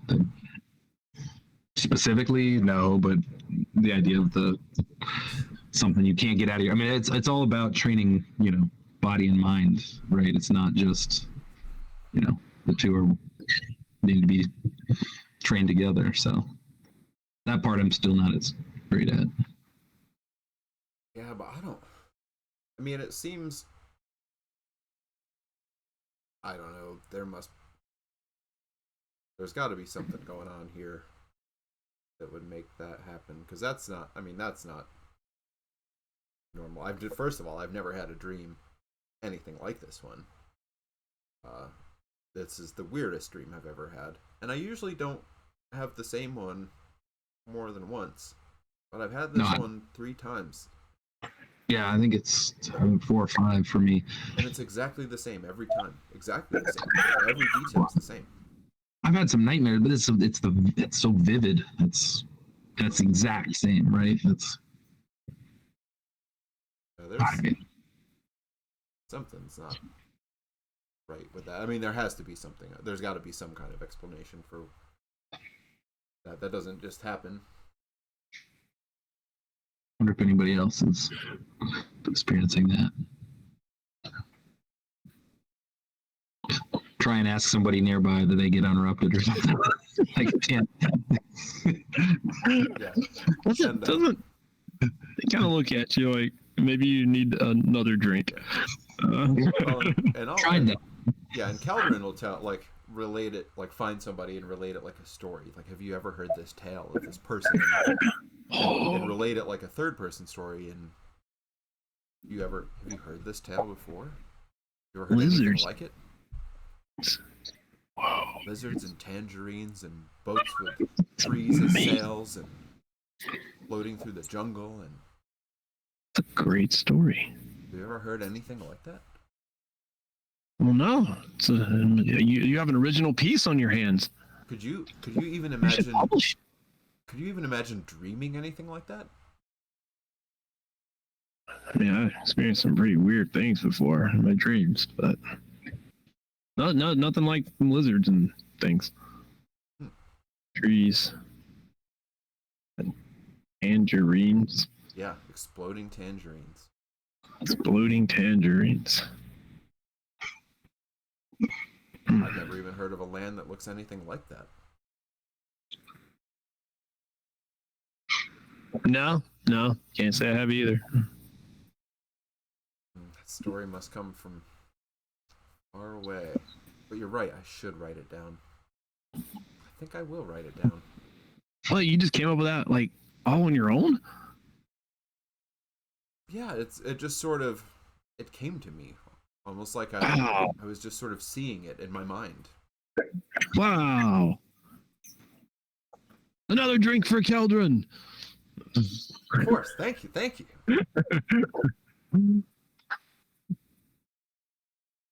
And then that would kind of segue into an example of let me figure out what I'm going to do, and instead we start drinking and Yeah. then you get distracted by trying to figure out. Like, yeah, it's always something, happenstance along those lines.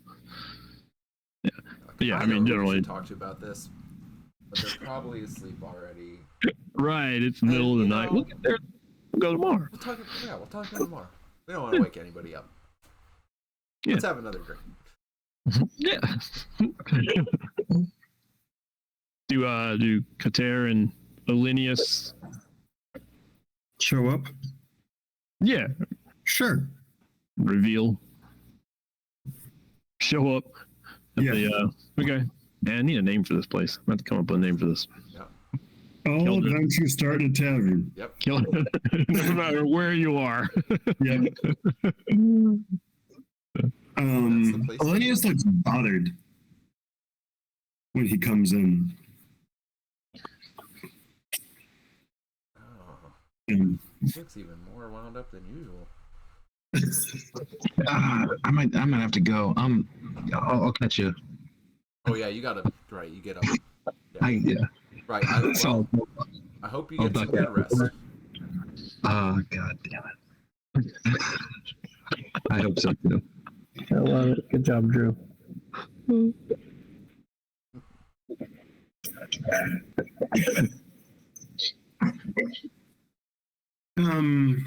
Children, have you ever heard of an elf sleeping?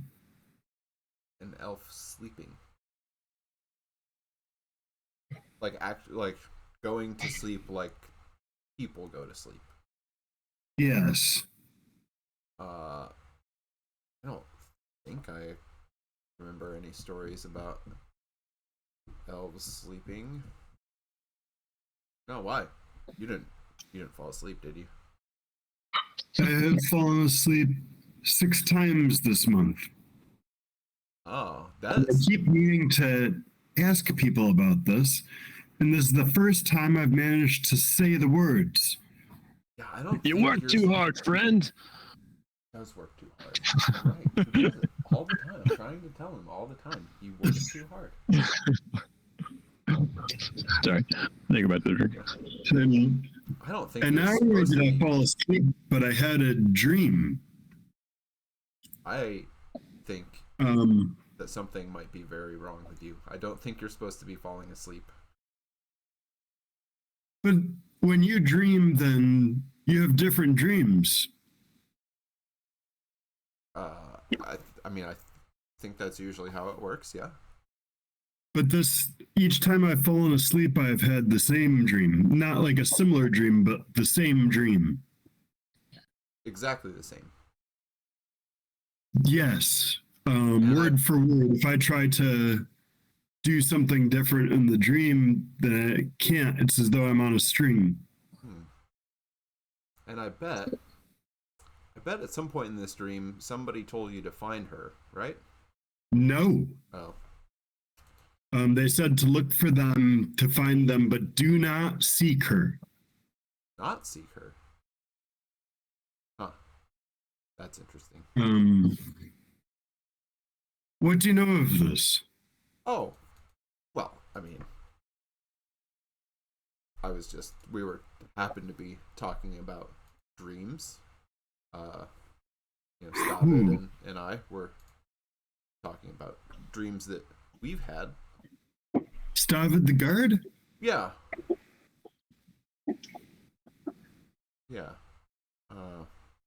That's interesting that you've also had a recurring dream, and I've had a dream a few times over the past few weeks. That was also exactly the same every time. It was a little strange. Did yours have any exploding tangerines? No. Are you sure? No. Do you want to hear of my dream? I love how different our dreams were. I thought we were all reading virtually the same thing. Nope. I don't think that Floating tangerines. Yeah, if you want to share, I'm happy to listen. Not sure where I start. but there's a storm of increasing intensity, and the lightning and the thunder, and there's 3 arcs of lightning that come down together. There's always 3 arcs of lightning. The ocean waves are tumultuous. It's a big storm. And there's a coastline that we approach. It's a desert along the coast. So it can't be here. And it's nighttime. And the desert sand whips into a sandstorm as we move over it. And the storm over the water is still happening as I'm moving over the sand. I can see the stars overhead, but I haven't been able to research them. I meant to go to the Temple of Saloon, and I just haven't been able to. But the stars are too bright, considering the storm that's happening. The stars being there at all, considering the storm that's happening, it's strange. And there's a voice that says, "The storm that you fear are what follows it." The voice may have come from the storm, maybe the storm over the water. There's 3 bolts of lightning that hit the earth in front of me into the sand and blow sand up into the sandstorm. Maybe the voice is coming from the storm over the sand. I'm not sure. There's 2 storms.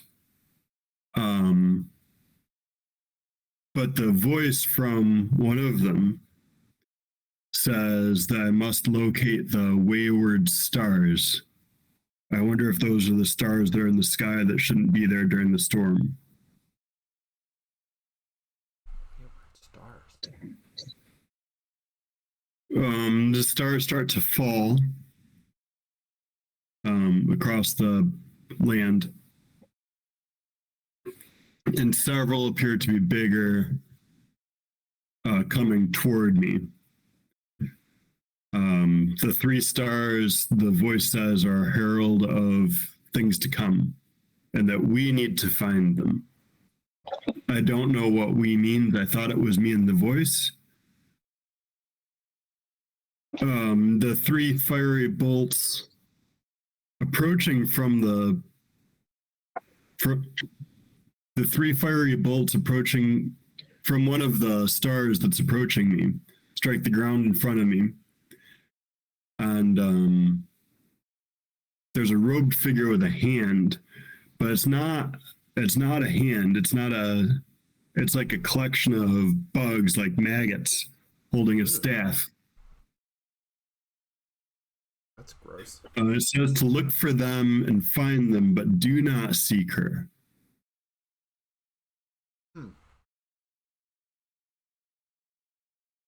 Oh, that's a strange dream. No exploding tangerines though, but so for the fun of it, because we're all sorry, go ahead, Josh.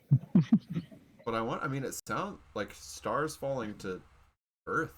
I mean, those are wayward, aren't they? I wonder if there's some kind of something that came here out of the skies, or came somewhere out of the skies that isn't supposed to be here. I don't know. Stars are supposed to be in the sky, right?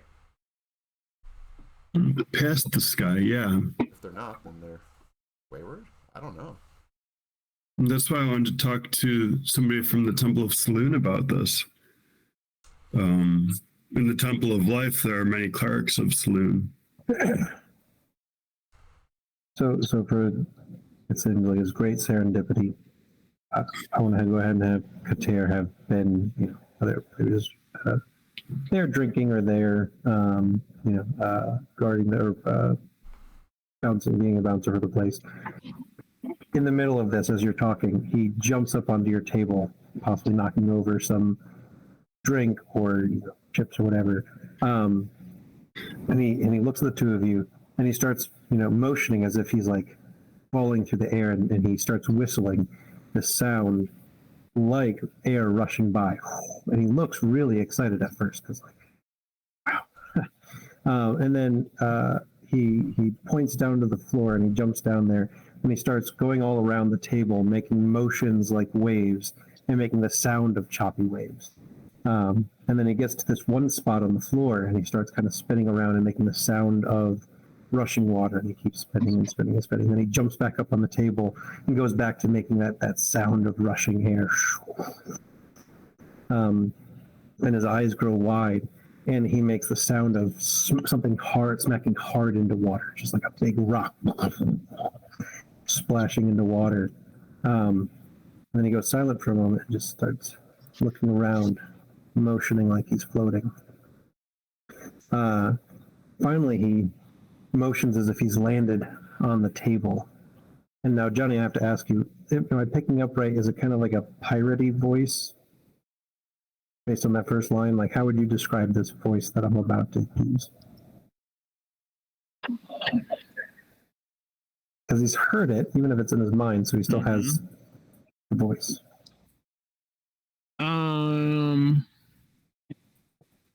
That's a good question.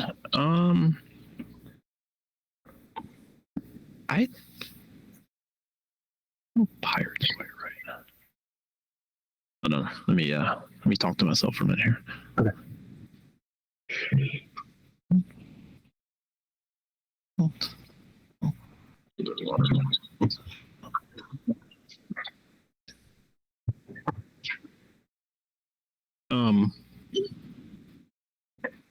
I think it would actually probably come closer to you've heard some rather stodgy nobles or people who consider themselves nobles like speak. So it's that kind of like piercing, almost like shrill, like that like yeah.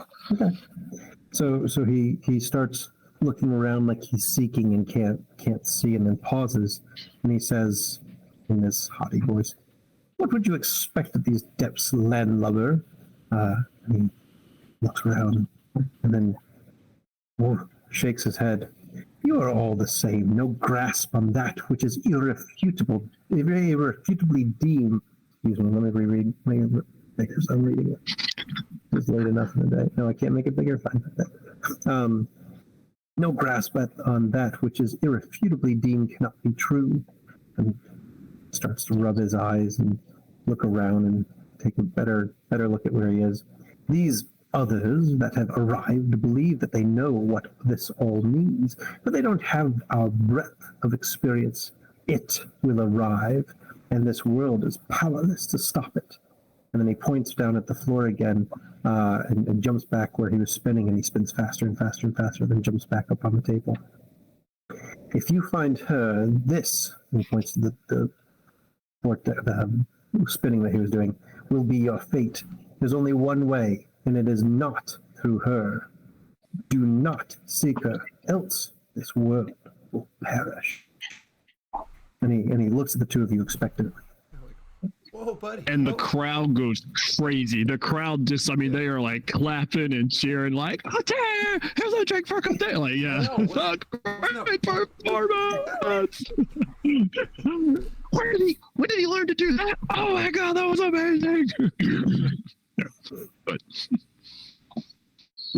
Well, buddy, are you okay? Are you all right? That was intense. So there was like a whirlpool, like in the water, like going down in the water. Down in the water. So you were, and there was like a boat. You were on a boat too. No, you weren't on a boat.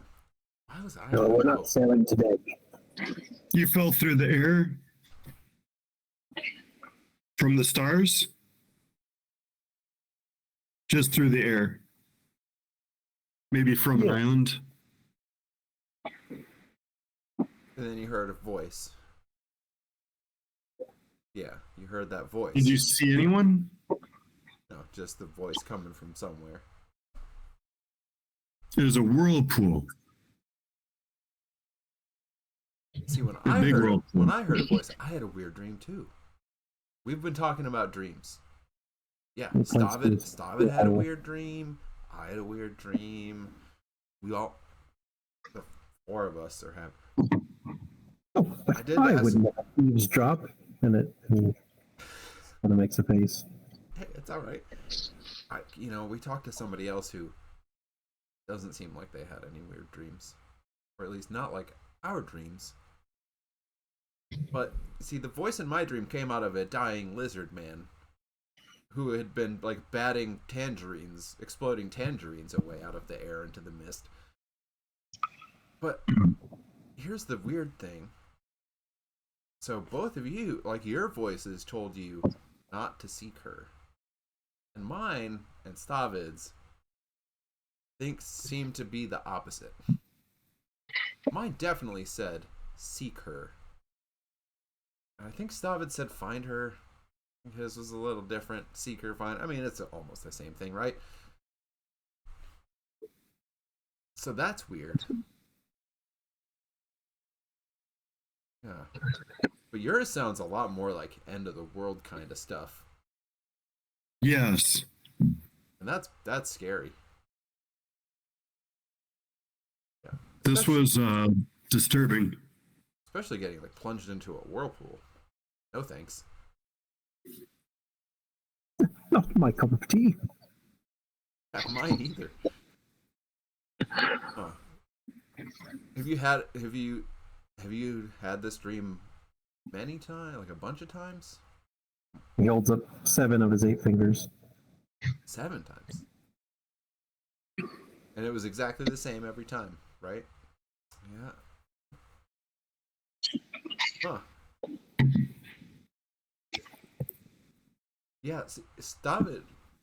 Like what you were saying, Orlenius, Stavid said he was gonna go talk to like one of his people about it too, but yeah, I couldn't manage to get there somehow.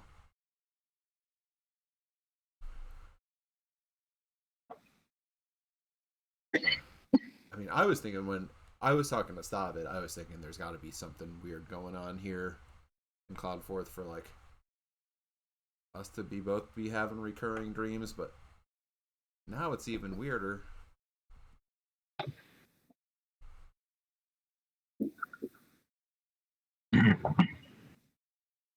But yeah, the voice in my dream didn't come out of nowhere. It came out of the like dying lizard guy. Interesting. There's some magic at work here. Yeah, that's kind of seems like it, huh?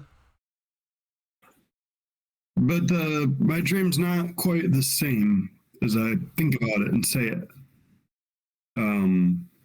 Each time that I have the dream, the storm seems closer and worse.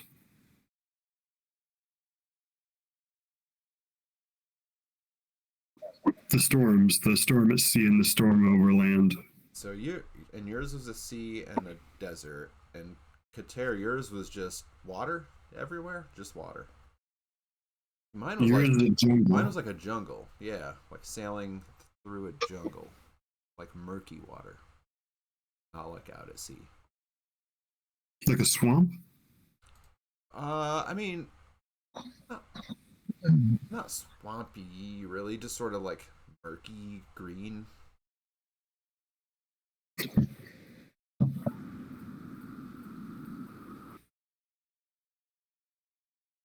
Kater points to where Stavid was sitting and shrugs. He had to go. I mean, he's got to get up early for duty, so he had to go.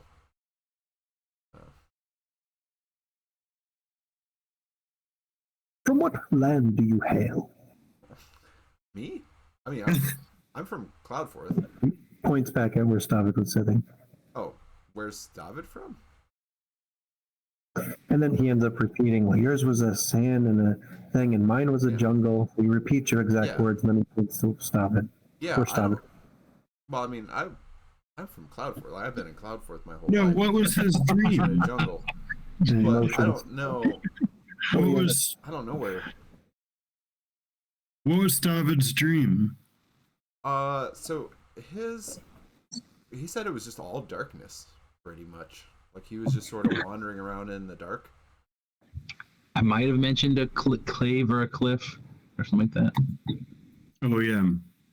Yeah, I think you said there was a Yeah. cliff. And there was there was a cliff there, but it was really dark.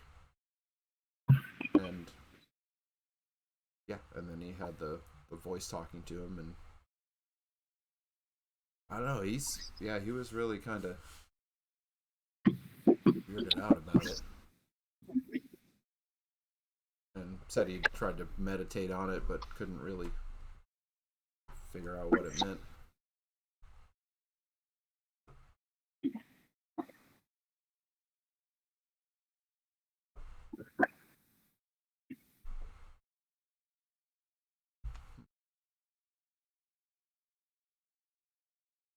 Yeah, I don't know. Who needs another drink?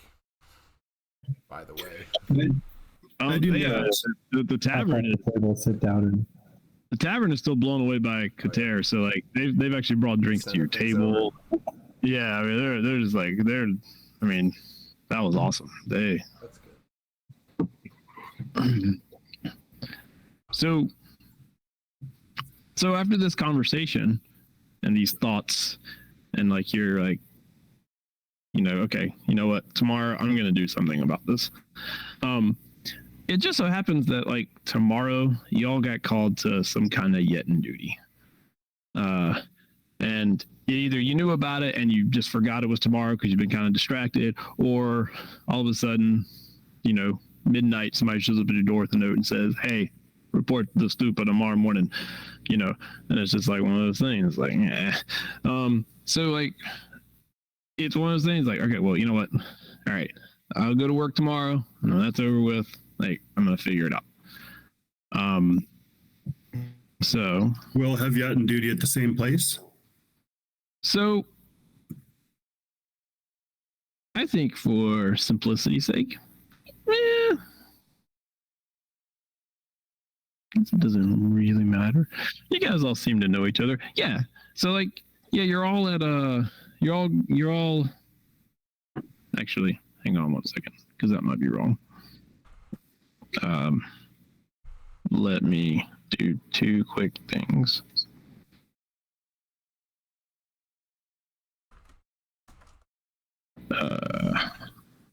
Pull this up real quick.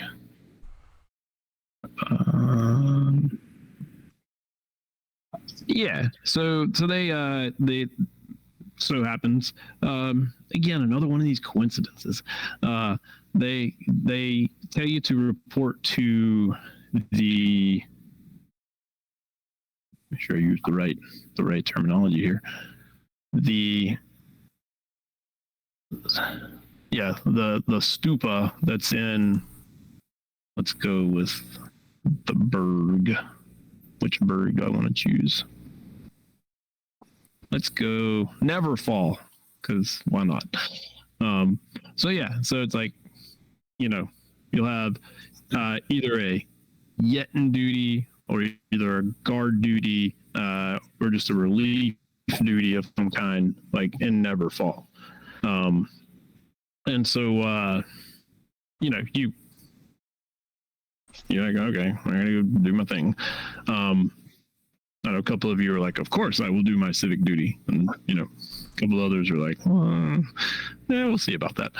But either way, you head to your duty the next day, and then this happens.